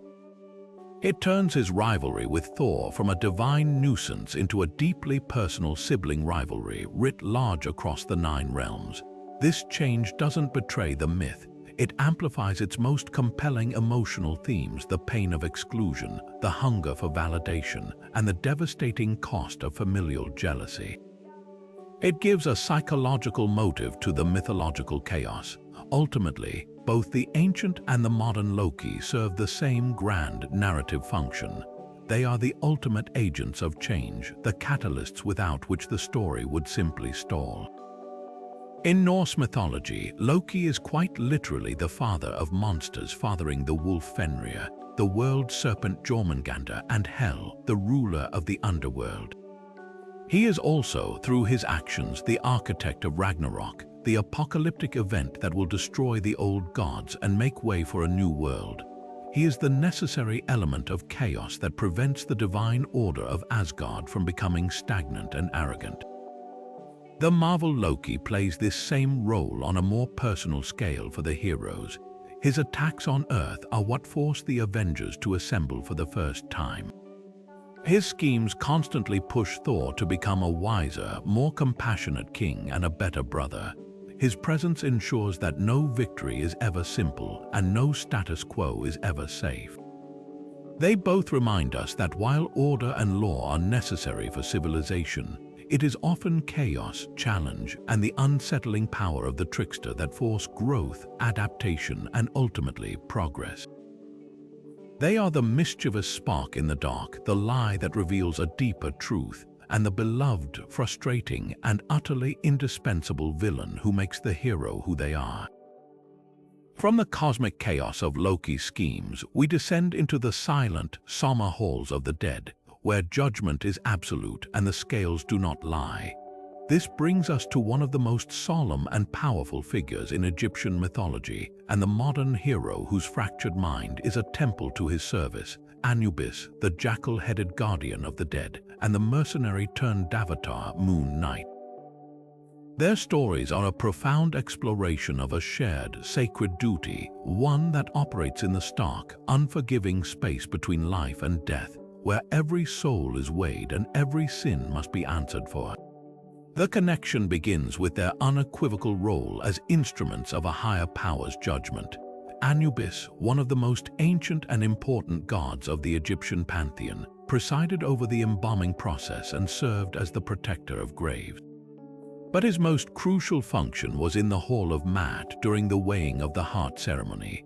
Upon death, a soul's heart would be placed on a scale balanced against the feather of Maat, representing truth and cosmic order. Anubis oversaw this meticulous ritual. If the heart was heavy with sin and outweighed the feather, it would be devoured by the monstrous Ammit, resulting in a second, final death. If it was light and pure, the soul would be granted passage to the afterlife. Anubis was the ultimate impartial judge, a divine arbiter enforcing a universal law. Moon Knight, or Mark Spector, operates under a similar divine mandate.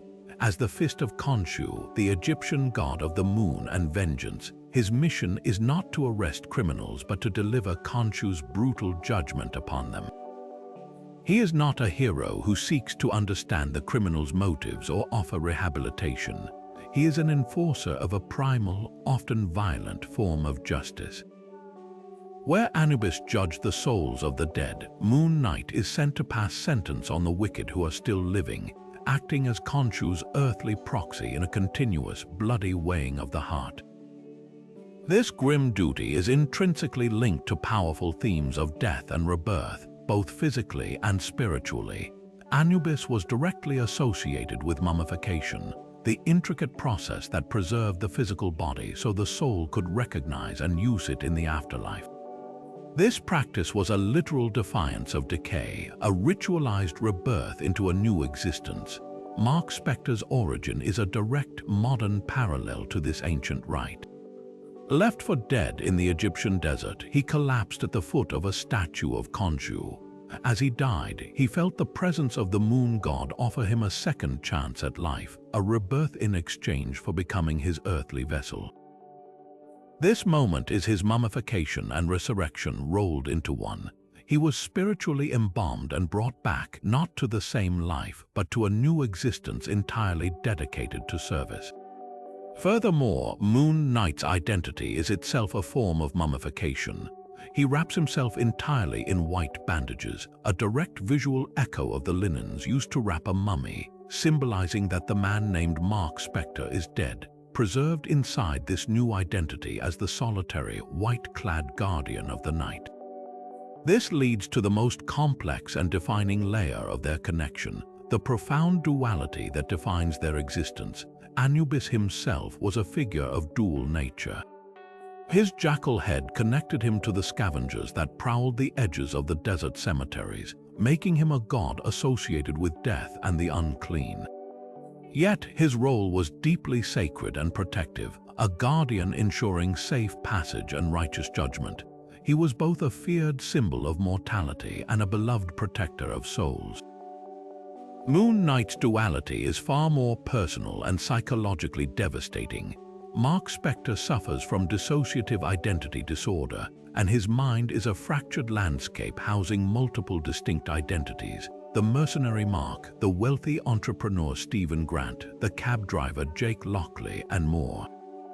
This isn't just a clever disguise, it is a profound mental illness that makes him a living embodiment of multiplicity.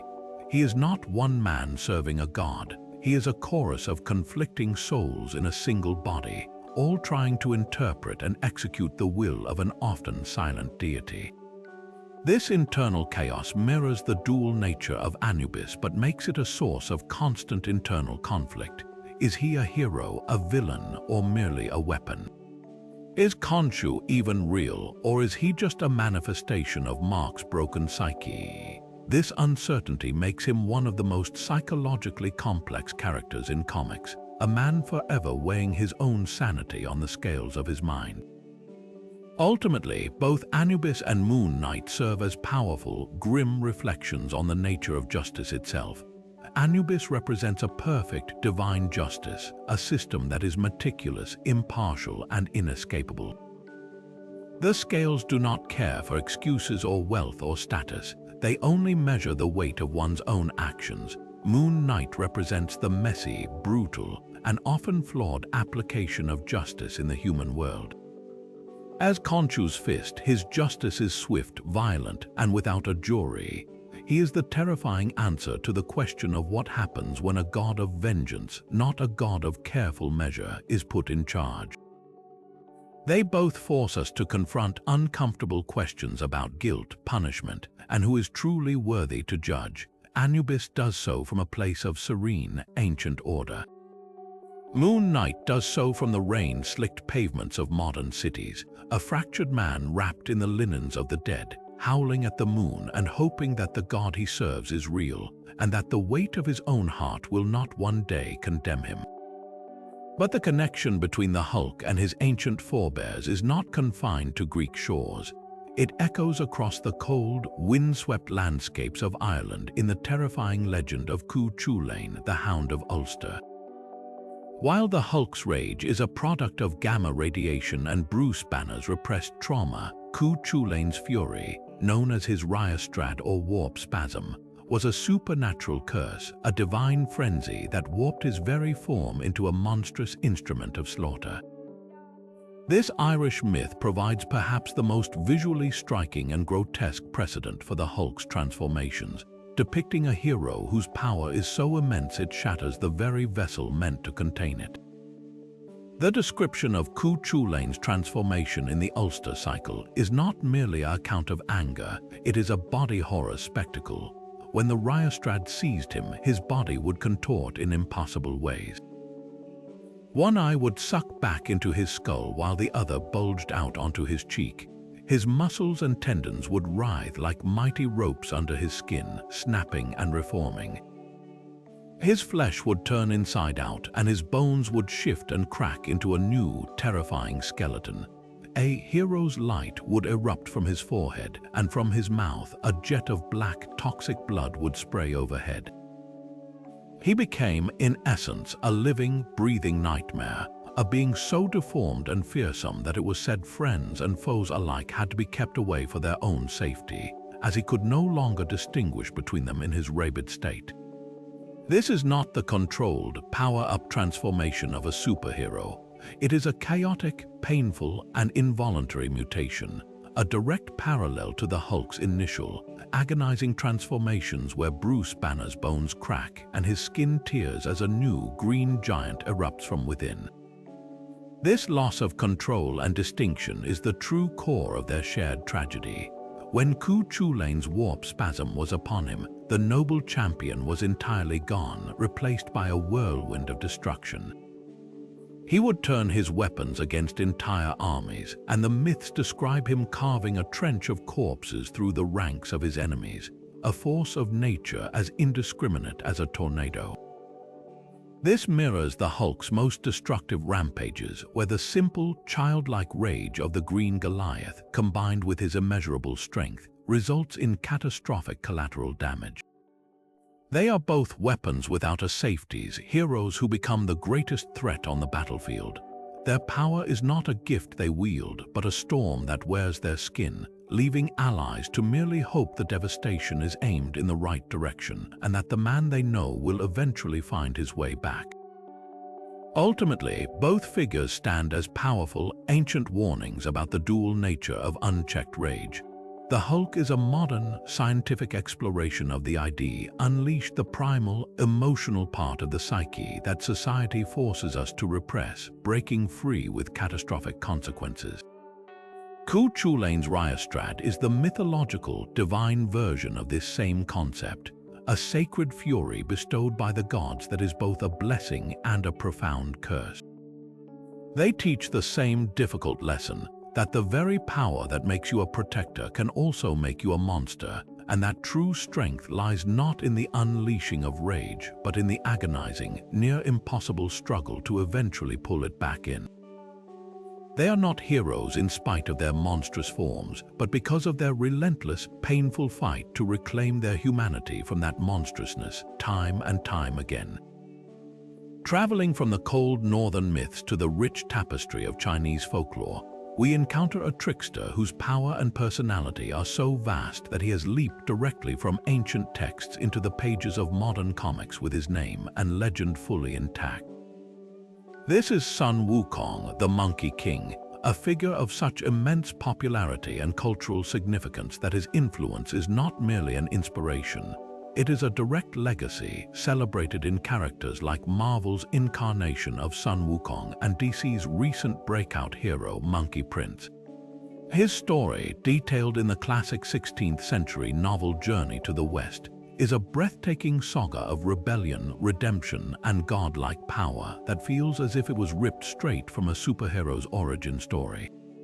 The Monkey King's array of abilities reads like the ultimate superhero power set, established centuries before the first comic book was ever printed. Born from a stone egg atop the mountain of flowers and fruit, Sun Wukong possessed immense super strength from the moment of his birth, a trait that would only grow as he mastered his skills. His signature mode of transportation was not a spaceship or a Batmobile, but a magical somersault that allowed him to ride a cloud across vast distances in a single leap, a power that clearly prefigures the modern concept of super-speed flight. Most impressively, he was a master of transformation, able to shapeshift into 72 different forms, a fly, a giant, a towering monster, or even a perfect duplicate of another person. This incredible versatility makes him a precursor to shape-shifting heroes like Martian Manhunter or Plastic Man, but with a flair and creativity that is entirely his own. To top it all off, he wielded the magical, size-changing staff known as Rui Jingu Bang, which he could shrink to the size of a needle and hide behind his ear, or expand until it could hold up the heavens themselves. Yet for all his power, Sun Wukong's early tales are defined not by nobility, but by a chaotic, mischievous, and utterly relatable desire for recognition. Dissatisfied with his lot, he stormed the heavens, challenged the gods, and declared himself the great sage, equal of heaven. His antics were not born of pure evil, but of an unchecked ego and a refusal to be bound by the rules of a celestial hierarchy he saw as unjust. He stole the peaches of immortality from the Jade Emperor's garden, consumed the pills of longevity from Laozi's workshop, and in a final act of defiance, he escaped the crucible of the Taoist gods, which instead of destroying him, gifted him with a fiery golden vision that allowed him to see through all deception and evil. This rebellious phase is the heart of his character, a being of immense potential whose arrogance and pride nearly lead him to ruin, a character arc that resonates deeply with modern heroes who must learn humility before they can truly become champions. This journey from arrogant trickster to enlightened hero is the most compelling part of his myth and the key to his modern interpretations. For his crimes against heaven, Sun Wukong was finally subdued by the Buddha himself, who imprisoned him under a mountain for 500 years. His release came only when he agreed to serve as the protector of the Buddhist monk Xuanzang on a perilous journey to retrieve sacred scriptures from India. This long, arduous pilgrimage forced the Monkey King to channel his incredible power towards a purpose greater than himself. He had to learn patience, discipline, and compassion, using his strength and cunning not for personal gain, but to defend his master from the countless demons and obstacles that sought to waylay them.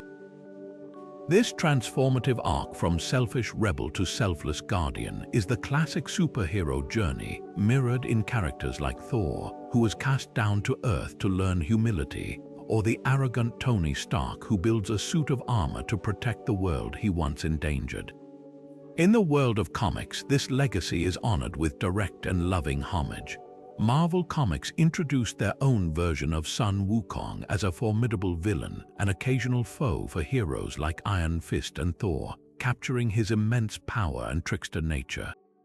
More recently, DC Comics launched the character Monkey Prince, whose secret identity is Marcus King, a young man adopted into a human family who discovers he is the son of the legendary Monkey King. This series brilliantly translates the ancient myth into a modern context, exploring themes of heritage, identity, and the burden of living up to a legendary parent, all while utilizing Sun Wukong's classic powers of cloud travel, shape-shifting, and the magical staff. These characters are not just inspired by the myth, they are active participants in it, proving that these ancient stories are not static relics but living, evolving narratives that continue to find new relevance and new audiences, reminding us that the path to true heroism is often a long road from mischief to mastery. Long before a child from Krypton rocketed to Earth, and centuries before Hercules performed his labors, the ancient world already had its first and most foundational superhero, a king whose story was pressed into clay tablets in Mesopotamia. The Epic of Gilgamesh is not just a tale, it's the origin of the origin story, a 4,000-year-old blueprint for what it means to be a hero, and its echoes are heard most clearly in the modern legend of Superman. Both characters begin their journeys not as paragons of virtue, but as powerful figures dangerously drunk on their own might, and their true heroism is forged not in victory, but in the painful, humbling lessons of loss and friendship. Gilgamesh, the king of Uruk, was 2/3 god and 1/3 man, a being of such immense strength and energy that he was literally tearing his own city apart. He was a tyrant, claiming the right to sleep with brides on their wedding night, and exhausting his subjects with his relentless demands for glory and spectacle. He was, in every sense, a Superman without a moral compass, a being whose power had become a curse for those he was supposed to rule. This mirrors the earliest days of the Superman character, who, when he first appeared in the 1930s, was not a champion of the oppressed but a rough-and-tumble social avenger, confronting wife-beaters and corrupt politicians with a smirk and a threatening glare. He was a powerful force, but not yet a heroic one. Both needed a guiding hand, a counterbalance to their innate might that would teach them the responsibility that must come with such power. For Gilgamesh, that counterbalance arrived in the form of Enkidu, a wild man created by the gods specifically to challenge the king and curb his arrogance. Their first meeting was a titanic battle, a clash of equals that shook the foundations of Uruk. But from that violent confrontation, something miraculous was born, a profound and unbreakable friendship. Enkidu, civilized through his connection to Gilgamesh, became the king's conscience and his loyal companion. Together, they embarked on grand adventures, journeying to the distant cedar forest to slay the monstrous guardian Humbaba. This dynamic is the ancient precursor to the most important relationship in Clark Kent's life, his friendship with Lois Lane. While not a physical equal, Lois represents everything Kal-El is not. She is wholly human, fiercely brave, and morally unwavering. She is unimpressed by his power and sees through the alien grandeur to the Kansas farm boy at his core. She, along with his adoptive parents, becomes his anchor to humanity, his Enkidu, teaching him that true strength is measured in compassion, not in the ability to uproot a mountain. This hard-won wisdom is ultimately sealed by a confrontation with mortality that shatters their worlds. For Gilgamesh, this tragedy arrives with the death of Enkidu, who is killed by the gods as punishment for the pair's hubris. The mighty king, who had never known fear or failure, is utterly broken by grief. For the first time, he understands the fragility of life and the finite nature of his own existence. This loss ignites a desperate, futile quest for immortality, a journey that takes him to the ends of the earth and brings him face to face with Utnapishtim, the Mesopotamian Noah who survived the Great Flood. It is here that Gilgamesh learns his final lesson. Immortality is not for mortals. True legacy is not found in eternal life, but in the works one leaves behind, in the walls of a city well built and a people well governed. Superman's entire mythology is built upon a similar foundational loss. The destruction of Krypton is his Enkidu moment, the catastrophic event that forever separates him from his home and imprints upon him a profound sense of loneliness and the preciousness of life. He can never go back. His Krypton is as dead to him as Gilgamesh's friend is to him. This loss is what fuels Superman's mission, not a quest for immortality, but a sacred vow to protect his adopted home from ever suffering the same fate. His legacy is not written in the pursuit of eternal life, but in the daily, deliberate choice to use his power to preserve the lives of others. In the end, both Gilgamesh and Superman return from their journeys with a new purpose. Gilgamesh returns to Uruk not as a tyrant but as a wise king.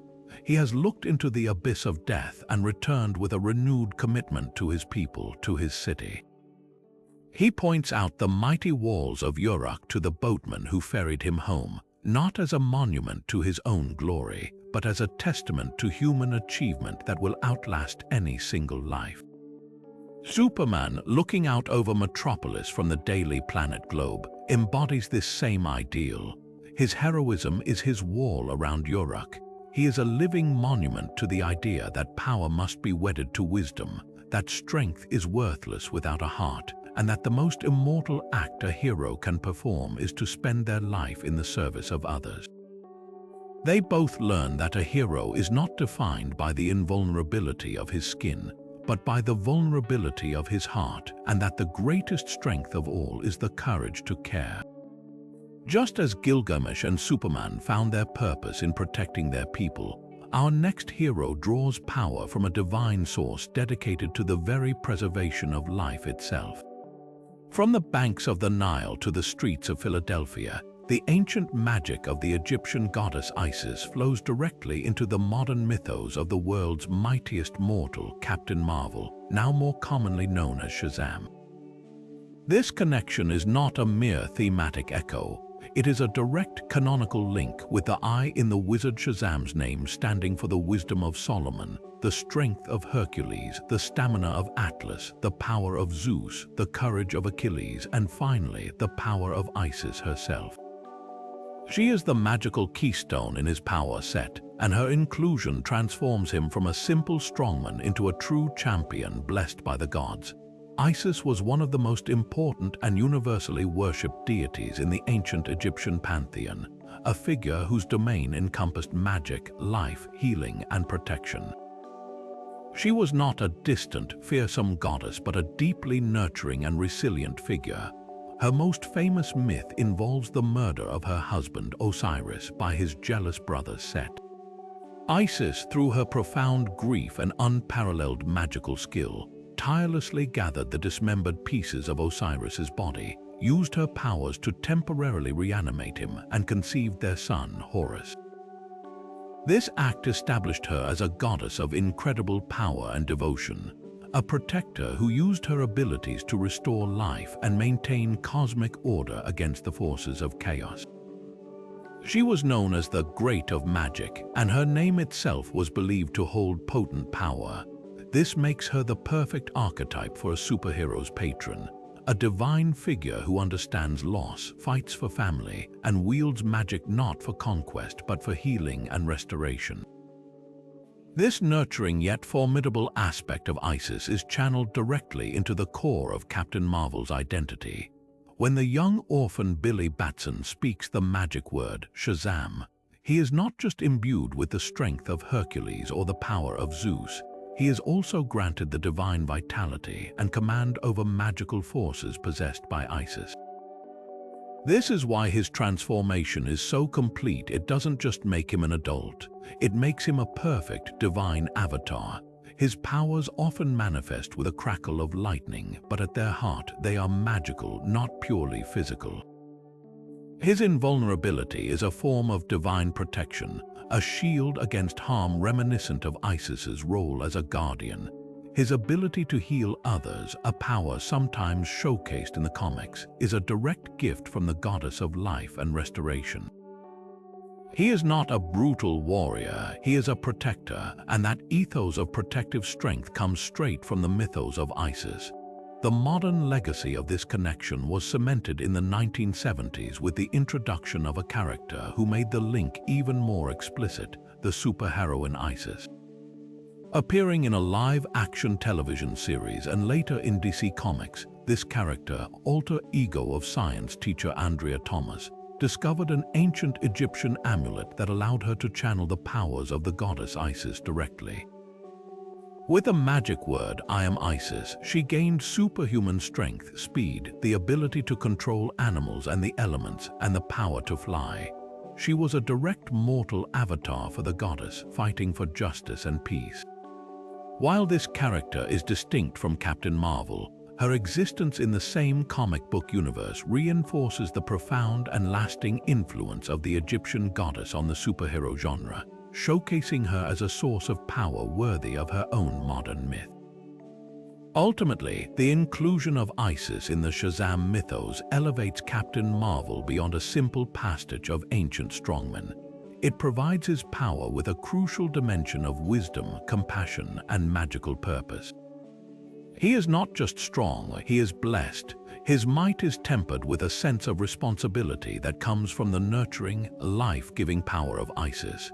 He represents the ideal that true power should be used to protect the vulnerable and heal what is broken, a lesson he inherits from a goddess who spent her eternal life defending her family and upholding the balance of the universe. In a world of gritty anti-heroes, Shazam stands out as a beacon of magical, uncynical hope, a reminder that the greatest strength is often found in the courage to care, a principle embodied for millennia by the mighty and merciful goddess Isis. Consider for a moment the very concept of speed not just as a physical attribute, but as a state of being that alters one's entire perception of reality. In the ancient world, this abstract power was given a name and a face, first as the Greek god Hermes and later as his Roman counterpart Mercury. He was far more than just a fast runner. He was the divine messenger, the quick-witted trickster, the guide of souls, and the patron of travelers and thieves. His very essence was motion, and his most iconic symbol was the winged sandal that carried him across the known world in the blink of an eye. This archetype of the speedster, born in the temples of antiquity, didn't fade away. It simply found a new expression in the modern mythology of the comic book, accelerating into the 20th century as the fastest man alive, the Flash. Their connection is not merely about velocity, it is about the fundamental role that speed plays in defining their identity, their purpose, and their unique place in the cosmos. The most immediate parallel is, of course, their incredible velocity.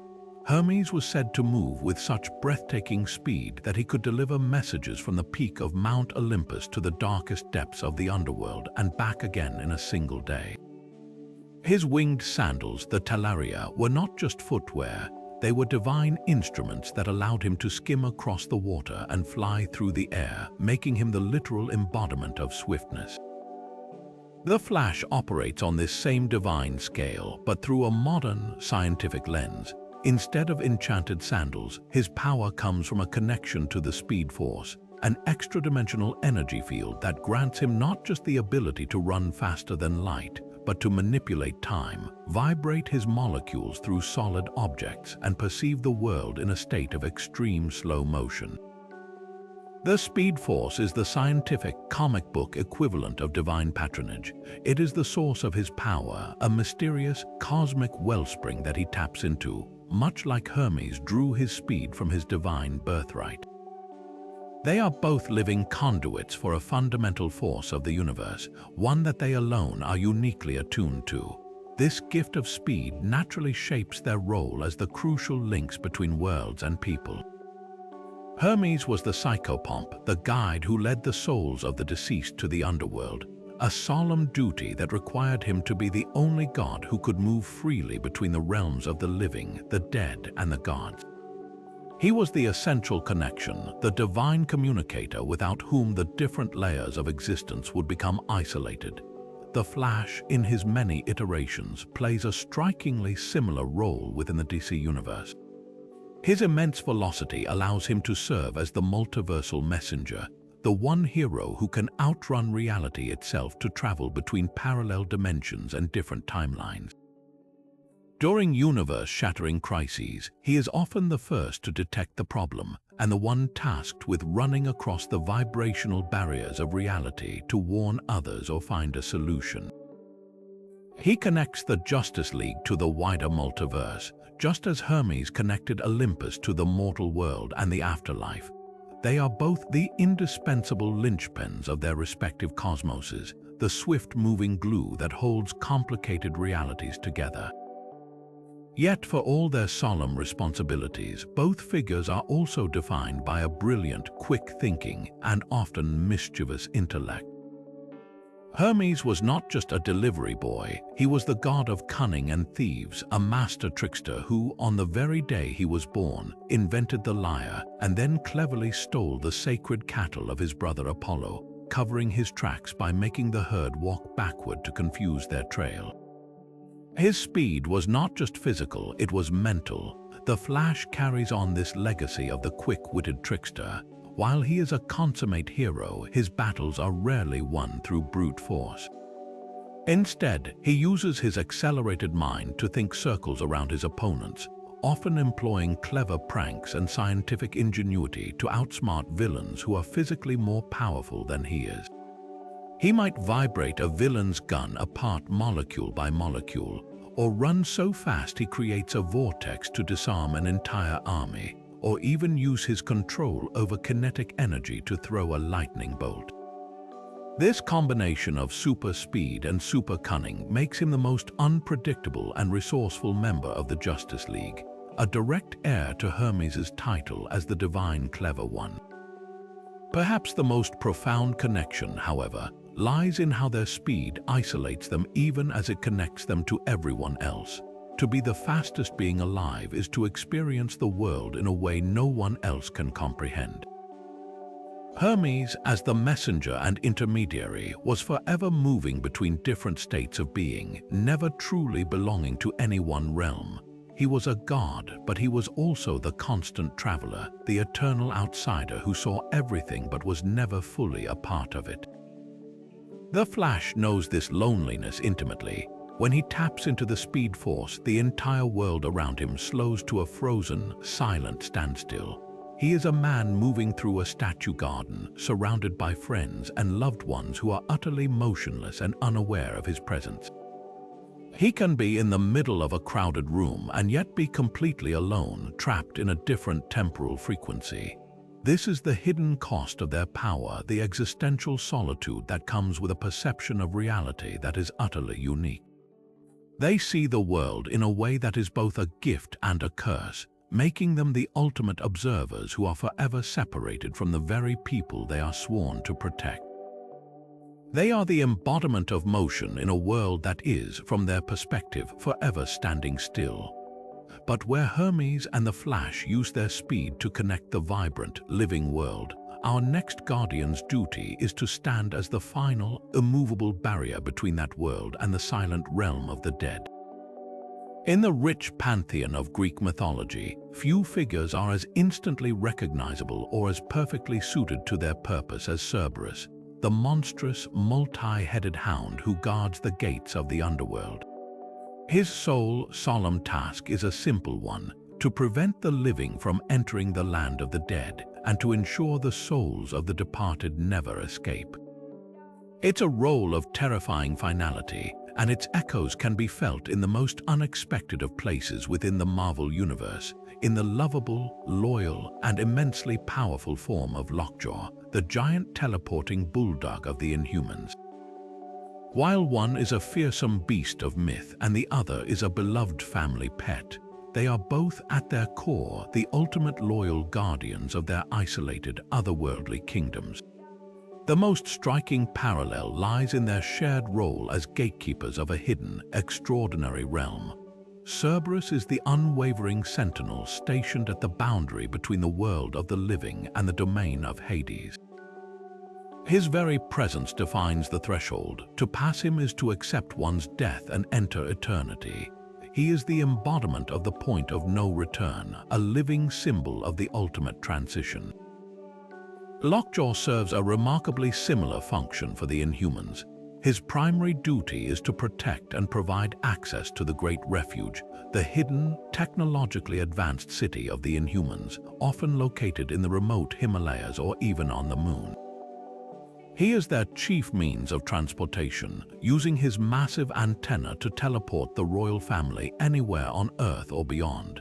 In this capacity, he is the literal gateway to their secret world. Just as no one enters or leaves the underworld without dealing with Cerberus, no one easily enters or leaves the Inhuman sanctuary without Lockjaw's unique ability.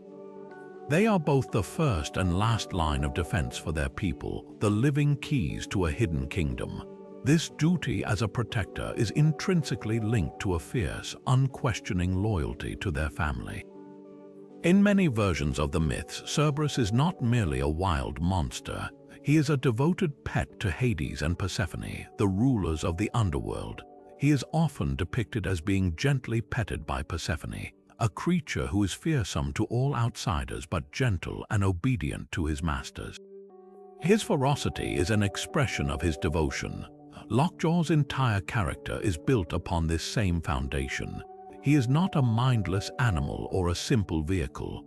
He is a cherished member of the Inhuman royal family, with a distinct personality, emotions, and deep bonds with his owners, particularly Crystal and the young princess Ahura. His great strength and teleportation powers are not used for personal gain, but are dedicated entirely to the service and protection of his family. He will fearlessly teleport into battle against gods and monsters to defend them, showcasing a bravery that matches his size. Their might is not for conquest, it is an extension of their love and loyalty, a power harnessed in the service of those they are bound to protect. Of course, their methods of protection could not be more different, and this is where the modern myth cleverly inverts the ancient one. Cerberus is a passive, terrifying deterrent.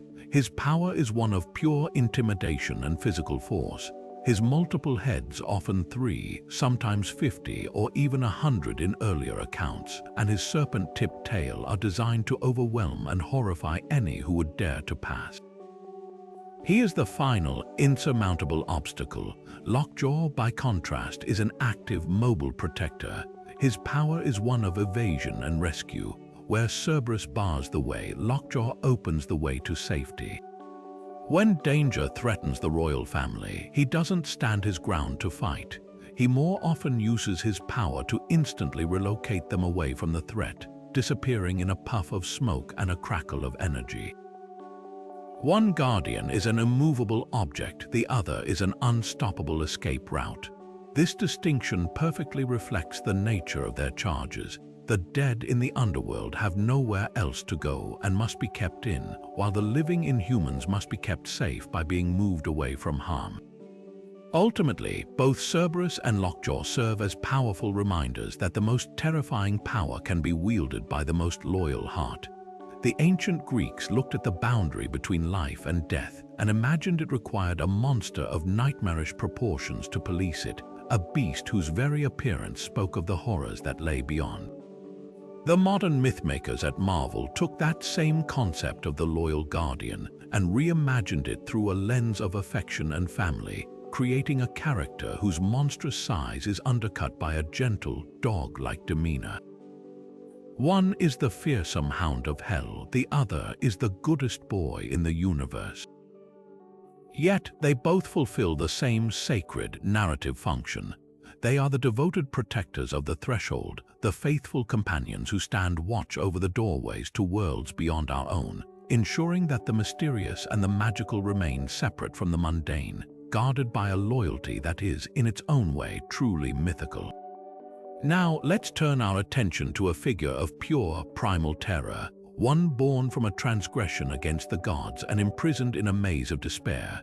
The Minotaur of Greek mythology is one of the most iconic monsters ever conceived, a horrifying fusion of man and bull, condemned to a sunless existence at the heart of the labyrinth. This ancient symbol of bestial rage and tragic isolation didn't just vanish. Its DNA was woven directly into the modern comics, giving us characters like Marvel's lesser-known but thematically rich villain, Man-Bull. Their connection is far more than a visual homage to a bull-headed creature. It's a deep exploration of the monstrous outcast, the eternal struggle between human reason and animal instinct, and the profound tragedy of a life cursed by a form it never chose. The parallels begin with their shocking hybrid physiques, which immediately mark them as outcasts from the world of men. The Minotaur, named Asterion in some tellings, was the offspring of Queen Pasiphae of Crete and a magnificent white bull sent by the god Poseidon. This unnatural union, a punishment from the gods for King Minos' arrogance, resulted in a creature that was neither man nor beast, but a terrifying amalgamation of both, a powerful, hulking body with the head and tail of a bull. He was a walking paradox, a living embodiment of a divine curse. Marvel's Man-Bull, whose real name is William Torrens, follows this same tragic blueprint. A once brilliant lawyer, Torrens was transformed into a monstrous human bull hybrid through a combination of a genetic curse and a scientist's experimental serum. Like the Minotaur, he is a creature of immense physical strength with a bull's head, horns, and hooves, forever separated from his former humanity by his horrifying appearance. They are both living violations of the natural order, their very forms a prison that dictates their fate. This physical otherness forces them into a life of confinement and isolation, cementing their roles as monsters to be feared and contained. The Minotaur's entire existence was defined by his imprisonment.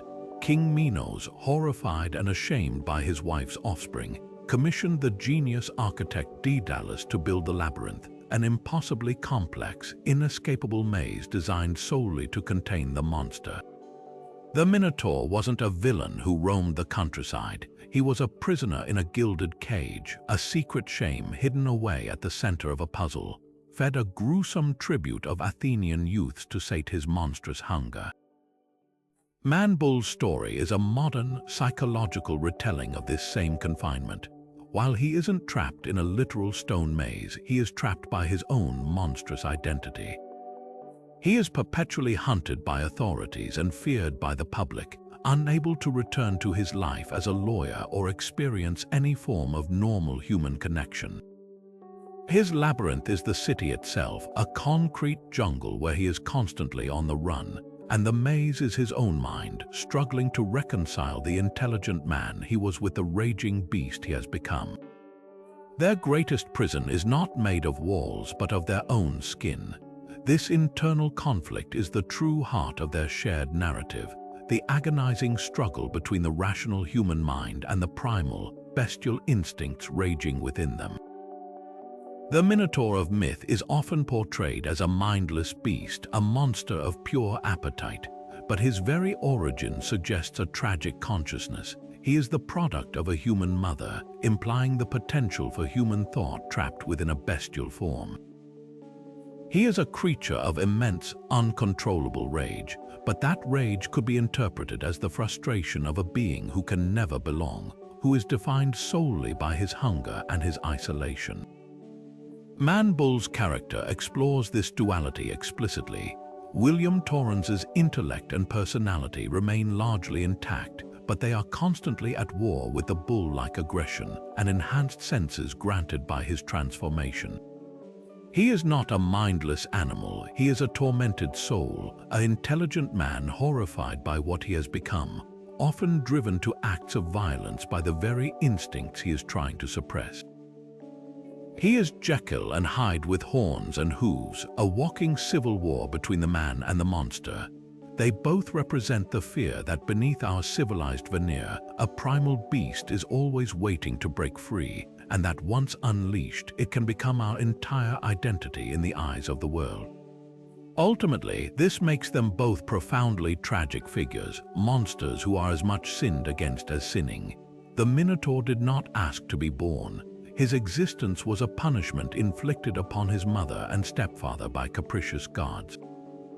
He was a victim of a divine power struggle, an innocent cursed with a monstrous form and an insatiable hunger he could not control, then imprisoned for the crime of his own birth. His slaying by the hero Theseus is often celebrated, but it can also be seen as a mercy killing, the release of a tortured soul from an impossible existence.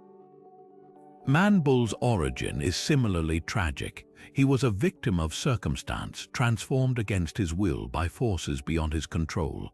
His criminal actions are often driven by a desperate desire for a cure or a bitter rage against the world that now rejects him. He is not a cackling supervillain with a grand plan. He is a pitiable, angry, and lost creature, a modern embodiment of the same ancient tragedy. They remind us that the line between monster and man is terrifyingly thin, and that sometimes the most fearsome beast is not born of evil, but of a cruel twist of fate, forever struggling in the dark maze of its own creation. From the labyrinthine isolation of the Minotaur, we now emerge into the open sea, where the most treacherous weapon is not a claw or a horn, but a sound carried on the salt air. In the rich tapestry of Greek mythology, few creatures embody the dual nature of allure and destruction as perfectly as the sirens. These enigmatic beings, often depicted as part woman, part bird, did not wield physical might. Their power was far more subtle and far more insidious. They sat upon their rocky shore, and with voices of unimaginable beauty, they sang a song so captivating that any sailor who heard it would be compelled to steer his ship onto the rocks, drowning himself and his crew in a desperate attempt to reach the source of that heavenly music. This ancient myth of the voice as an instrument of both sublime beauty and absolute ruin finds its most direct modern counterpart in the Justice League's fierce songbird, the Black Canary, whose own powerful cry is a force she has spent a lifetime learning to master, not just unleash.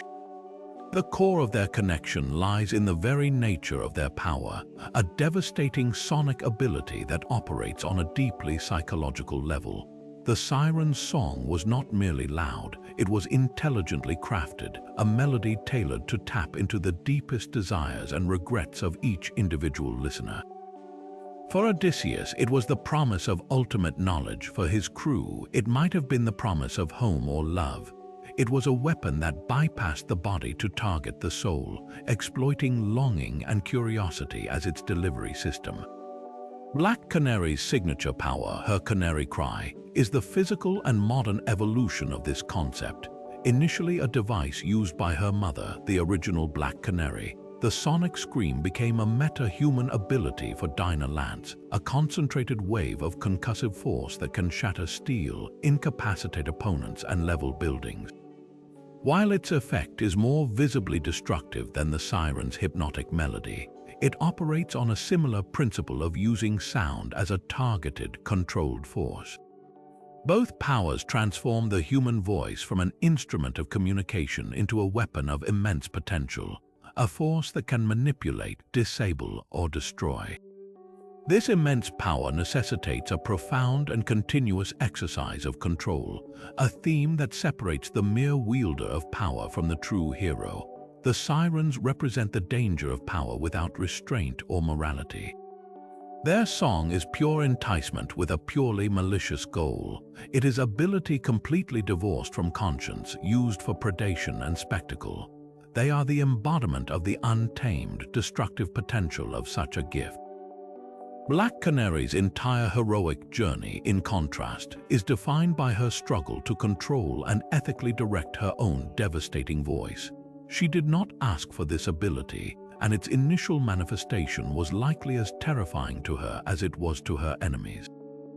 She had to learn to modulate it, to use a precise, focused burst to disarm a single foe without shattering every window on the block, or to dial it down to a frequency that causes disorientation rather than fatal internal damage. This mastery is her version of Odysseus having his crew tie him to the mast and plug their ears with wax. It is a conscious, disciplined act of imposing will upon a potentially catastrophic force.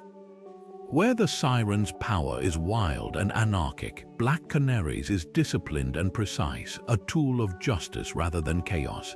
This discipline points to the deeper, more resonant parallel between them, the concept of the voice as an expression of identity and truth. The siren's song was a lie, a beautiful illusion masking a deadly reality. It promised fulfillment but delivered only death. Their voices were a trap, a falsehood given melody. Black Canary, whose very name evokes her power, uses her voice in a multitude of truthful ways. Yes, she has her meta-human cry, but she is also a renowned hand-to-hand combatant, a leader, and a core member of the Justice League. Her most powerful weapon is often her unenhanced voice, her willingness to speak the truth, to command a room, to offer counsel, or to stand up for what is right. Her sonic scream is merely the amplified, physical manifestation of a strength of character that is always present. She represents the idea that a powerful voice, in its truest sense, is one used with conviction, integrity, and purpose, not just for manipulation or destruction. She is the siren myth inverted. Where their song was a deception that revealed a listener's weakness, her cry is an honest expression of her strength that protects the vulnerable. Ultimately, the journey from the rocky perch of the sirens to the city streets patrolled by Black Canary is a story of reclaiming narrative power. The ancient myth is a cautionary tale told by men about the dangerous, alluring power of the female voice, a power that must be resisted and bypassed for the crew to survive. It frames an enthralling voice as something inherently dangerous and feminine, a siren call to be feared. Black Canary's story reclaims that narrative. She takes that same archetype, the woman with a devastating voice, and transforms it into a symbol of heroic agency. She is not a monster to be avoided. She is a protector to be relied upon. She demonstrates that a powerful voice is not something to be tied to the mast against, but a gift to be honed, controlled, and used in the service of good. She is the master of her song, not a slave to it, proving that the most captivating force in the universe is not a melody that leads to destruction, but a cry that defends life. This parallel of stolen power and unintended consequences is perhaps the most profound layer of their connection. Prometheus's gift was not without catastrophic fallout. His act of defiance enraged Zeus, who responded with a punishment that was both cruel and ingeniously poetic. He had Prometheus bound to a rock where an eagle would eternally devour his regenerating liver. Furthermore, Zeus sent the first woman, Pandora, to humanity with a jar containing all the evils of the world. When she opened it out of curiosity, she unleashed sickness, death, and suffering upon mankind. The fire of knowledge, therefore, came with a hidden, terrible price, the burden of hardship, disease, and toil. The gift was a double-edged sword, illuminating the world while also casting long, dark shadows. Tony Stark's journey is a continuous, agonizing replay of this very cycle. His gift to the world is his genius, manifested in the Iron Man armor, advanced clean energy like the arc reactor, and global defense systems. But every single one of these innovations has spiraled into unintended catastrophe. The very Stark Industries weapons he inherited were used by terrorists to threaten the innocent, the very situation that created Iron Man. His creation of the Ultron program, designed as a global shield, immediately became a global extinction-level threat. even his well-intentioned support for the Sokovia Accords, meant to provide accountability, fractured the Avengers and left the world more vulnerable. Like Prometheus, Stark is a brilliant benefactor whose every gift seems to carry a hidden curse, a consequence he must then desperately work to contain. He is forever shackled to the rock of his own inventions, with the eagle of his guilt and responsibility eternally pecking away at him. This eternal burden of being the benefactor, the one who saw the future and chose to act, is what ultimately forges them into tragic yet essential figures. Prometheus's name means forethought, and his myth is one of foresight and the painful weight of knowledge. He knew the cost of defying Zeus, and he paid it willingly for the sake of humanity's potential. He carried the loneliness of the visionary, forever separated from the other titans and tormented by the gods for his compassion. Tony Stark is the modern embodiment of forethought. He is the futurist who constantly dreams of tomorrow, who builds suits of armor to fight the battles he sees coming. But this foresight is his own form of punishment. He is haunted by visions of a coming threat, a responsibility that isolates him from his friends and drives him to increasingly reckless and controlling actions. He sees the Chitauri invasion in his nightmares. He anticipates Thanos' arrival, and this knowledge becomes his own personal eagle, a constant, gnawing anxiety that he must manage. The burden isn't just fixing his mistakes, it's the psychological toll of being the one who is always looking over the horizon, who feels the weight of the entire world on his shoulders because he is perhaps the only one brilliant enough to feel its impending tremors. Yet in this shared tragedy, we find the ultimate meaning of their heroism. Both figures are ultimately redeemed not by their power, but by their perseverance in the face of their own creation's fallout. Prometheus endured his torture for ages until he was finally freed by the hero Hercules.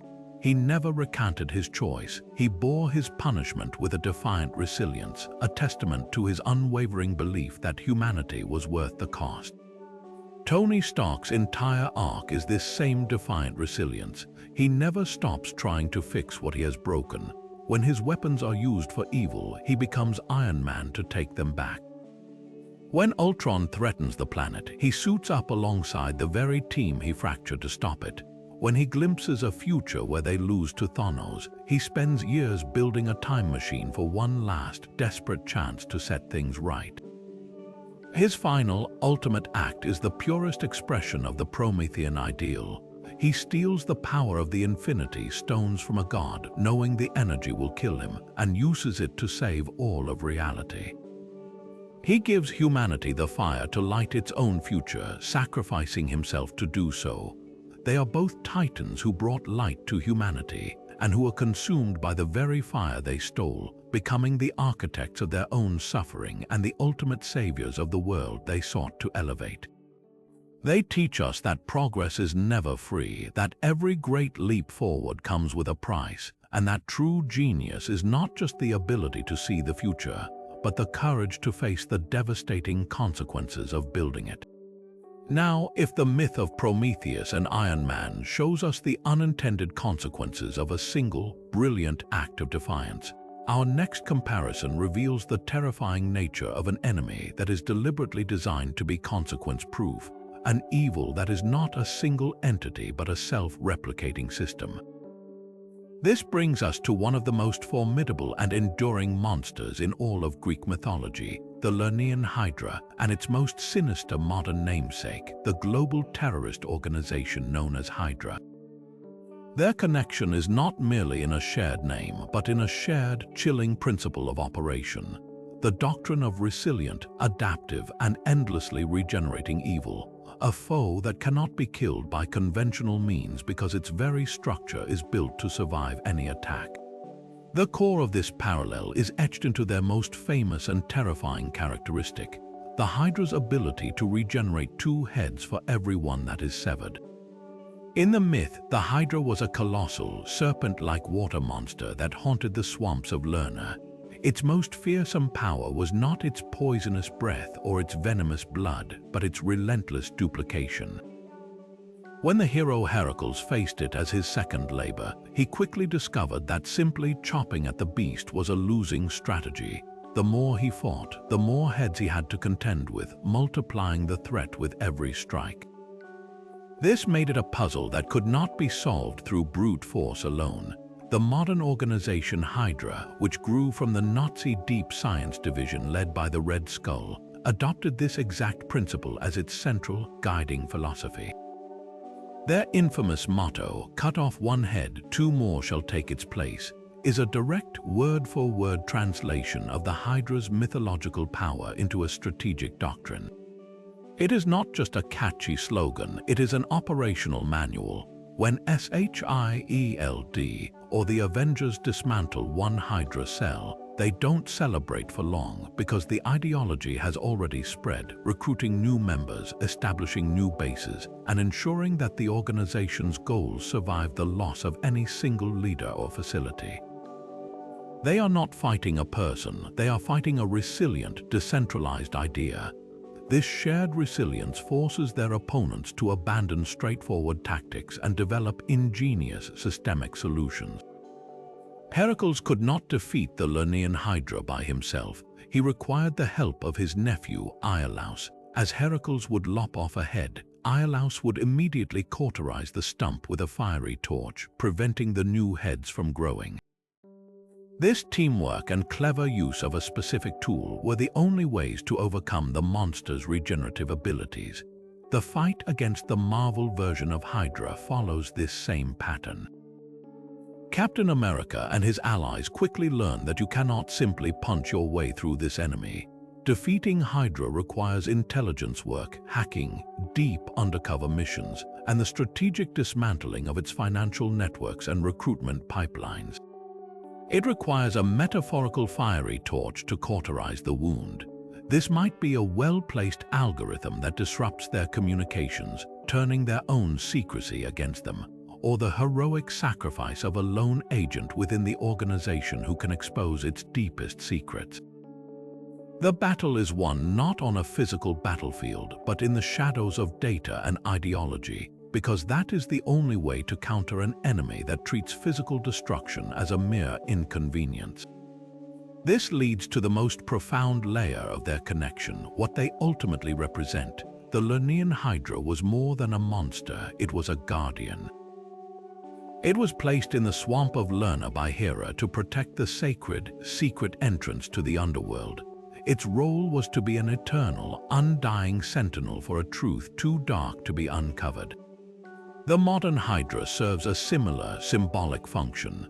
It is the guardian of a terrifying ideological underworld, the belief that humanity is too chaotic and fragile to be free, and that it must be controlled through any means necessary for its own good. Hydra protects and serves this corrosive idea, ensuring it is never truly eradicated.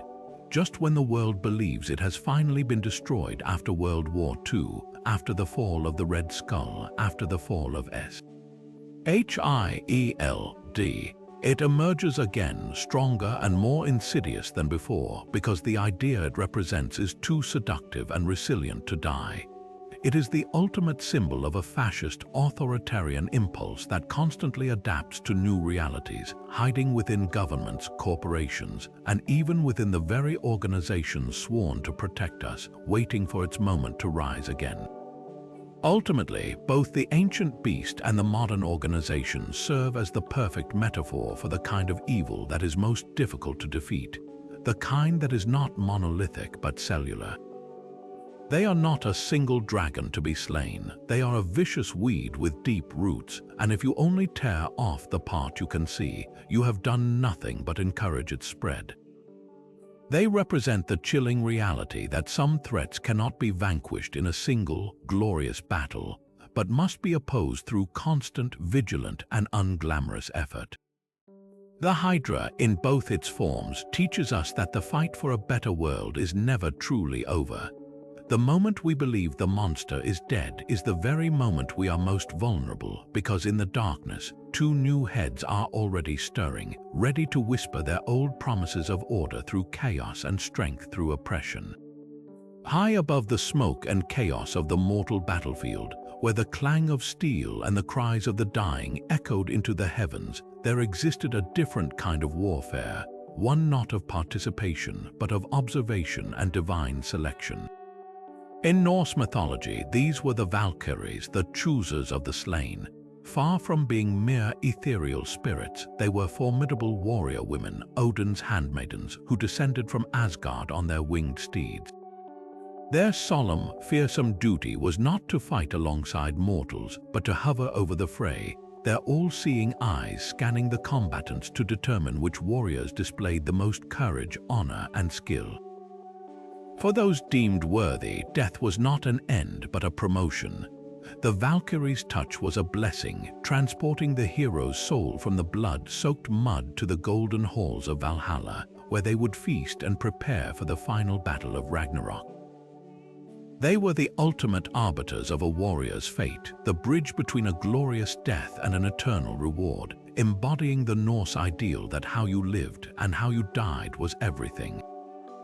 Marvel Comics didn't just adapt this myth, they welcomed the Valkyries directly into the halls of Asgard as full-fledged characters, with their leader, Brunhilde, often simply called Valkyrie, becoming a staple among the superhero community.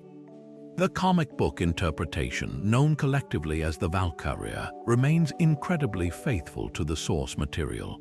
They are depicted as Asgard's most elite shield maidens, a sisterhood of immortal warriors who serve Odin and carry out his will.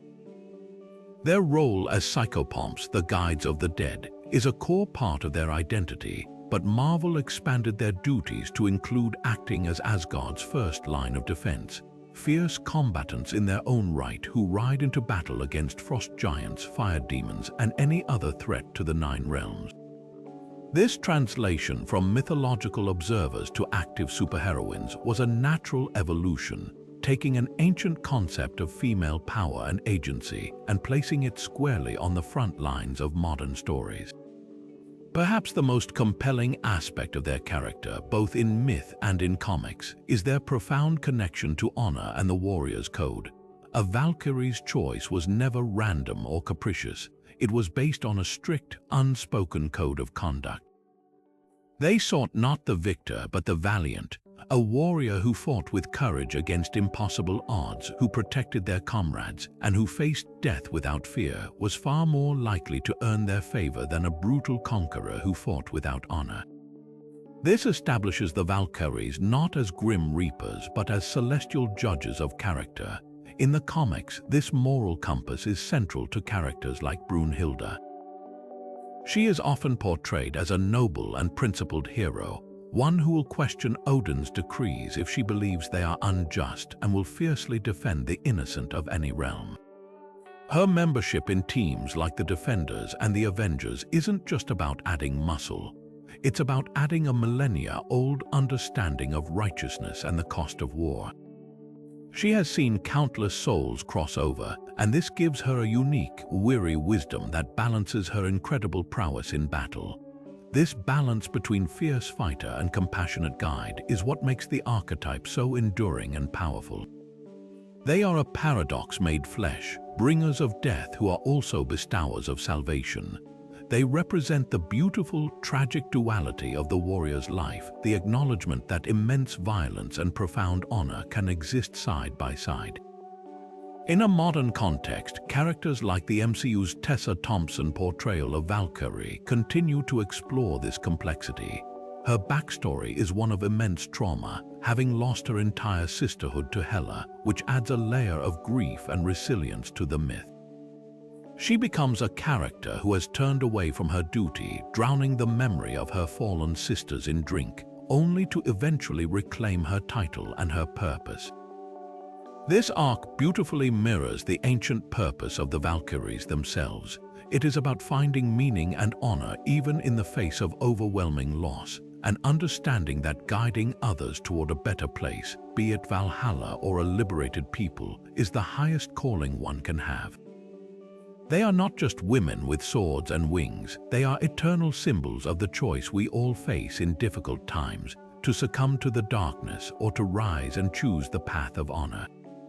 But just as the terrifying gaze of Medusa could turn a hero to stone, another figure from Greek myth wielded a power that was far more personal and isolating, transforming her very body into a cage. This brings us to the broader race of Gorgons, of which Medusa was only the most famous, and their unexpected and brilliant reinterpretation in the regal, heroic form of Marvel's inhuman queen, Medusa. The connection here is not a simple one-to-one translation of monster to hero. It is a complex subversion that takes the most terrifying aspects of the Gorgon myth and weaves them into a narrative of power, control, and majestic leadership, transforming a curse into a crown. In the original Greek myths, the Gorgons were three monstrous sisters, Astheno, Uriel, and the mortal Medusa, dwellers at the edge of the known world. They were not merely women with snakes for hair, they were fearsome creatures with boar's tusks, brass hands, and wings of gold. Their very appearance was meant to evoke primordial terror, a visual representation of the unknown and the grotesque. Most famously, their gaze held the power of petrification, to turn any living thing that looked upon them into unmoving, unfeeling stone. They were the ultimate symbols of a power that isolates and destroys, a force so potent that it could end life not by taking it, but by freezing it in a perpetual, silent scream. Their power was passive, eternal, and utterly indiscriminate, making them monsters to be slain rather than understood, their very existence a threat to be eliminated by a hero's blade. Marvel Comics performs a breathtaking act of mythological alchemy with this concept. They take the name and the most iconic visual trait, the living, prehensile hair, and completely reinvent the character's essence. The inhuman Medusa is no monster, she is the revered queen of the Inhumans, a powerful leader, a diplomat, and a fierce warrior. Her magnificent, vibrant mane of hair is not a punishment from the gods, it is a gift from the Terrigen mists, a powerful and controlled extension of her own will. Each individual strand possesses immense strength and dexterity, allowing her to use her hair as a multitude of powerful limbs, to lift tremendous weights, constrict enemies, swing from great heights, or even perform delicate tasks like typing on a keyboard. Where the Gorgon's serpent hair was a symbol of chaotic, wild monstrosity, Medusa's hair is a testament to her absolute mastery and precision. She does not petrify with a glance, she commands with a presence that is every bit as formidable. This fundamental shift from monstrous to regal is the core of the modern myth. The ancient Gorgons were outcasts, living in isolation because their very nature was incompatible with the world of men. They were defined by their separation. Queen Medusa, in stark contrast, is defined by her connection and her responsibility. Her power is not a curse that forces her into exile. It is a tool she uses to protect her people and lead her kingdom. She is at the center of a complex society, navigating political alliances, family drama, and the constant threat of external threats. Her story explores what happens when a being who looks like she could be a monster, whose power is visually linked to one of mythology's greatest terrors, chooses to be a hero, a ruler, and a protector. She reclaims the narrative of the Gorgon, transforming it from a tale of victimhood and fear into one of agency, strength, and grace under pressure. Ultimately, the journey from the monstrous Gorgons to the heroic Medusa represents one of the most sophisticated ways modern storytelling engages with ancient myths. It moves beyond simple adaptation and into the realm of reclamation and empowerment. It asks us to look at the monsters of old not as simple antagonists, but as misunderstood figures whose stories were told from the outside looking in. What if the power to petrify was not a mindless curse, but a burdensome gift that required immense control? What if the woman with snakes for hair was not a beast to be beheaded, but a queen whose majestic appearance commanded respect and awe? Marvel's Medusa answers these questions, giving us a character who carries the visual legacy of an ancient terror, but uses it to build a future defined not by isolation, but by leadership and unwavering loyalty to her people. She is the Gorgon, refined, redeemed, and reigning supreme. And so we arrive at our final ancient archetype, a story of death and rebirth that feels as old as the Nile itself, and a hero whose power stemmed not from alien science but from the oldest magic of all. From the fertile black soil of Egypt emerges the figure of Osiris, the god-king of the afterlife, a deity whose very essence was tied to the cycle of life, death, and resurrection. He was murdered and dismembered by his jealous brother Set, his body parts scattered across the land. But through the devotion and powerful magic of his wife Isis, he was pieced back together, not to rule the land of the living, but to become the Lord of the dead, the judge of souls, and the promise of eternal life. His skin was often depicted as green, not the green of sickness, but the vibrant green of flourishing vegetation, of the papyrus sprouting from the riverbank, a symbol of regenerative power and fertility that could not be extinguished. He was life itself, persisting even after death. This potent symbolism of green as the color of life and magic found a direct and surprising conduit into the early days of comics with the very first Green Lantern, Alan Scott. Debuting in the 1940s, his origin was nothing like the intergalactic core we know today. Alan Scott was a railroad engineer who survived a catastrophic crash and found a mysterious green metal lantern, forged from a mystical green flame that had fallen to Earth centuries earlier. A voice from the lantern instructed him to fashion a ring from its metal, a ring that would grant him incredible powers so long as he charged it every 24 hours by touching it to the lantern. This was not a power battery from the planet Oa. This was an ancient magical artifact. The ring's abilities were vast. It could create solid light constructs, grant flight, and offer protection, all fueled by the wearer's strength of will. But critically, its power was magical in nature, and like many forces of magic, it harbored a very specific, almost poetic vulnerability. The ring was useless against anything made of wood. This bizarre weakness is the key that unlocks the entire connection to Osiris. Wood is the ultimate symbol of the natural, living world. It is organic, it grows, it is literally life-given form. The magical green energy of Alan Scott's ring, for all its might, could not affect this most fundamental material. This creates a fascinating parallel to the myth of Osiris. The god's power was over life, death, and rebirth, the most fundamental natural cycles.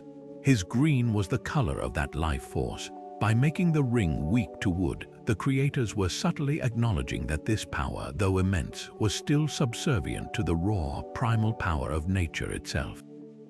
It couldn't command or disrupt the world of living, growing things. Just as Osiris's authority began where life ended, in the underworld, the ring's magical power had its limits at the boundary of the natural world. It was a force of order and creation, but it could not undo the base state of life.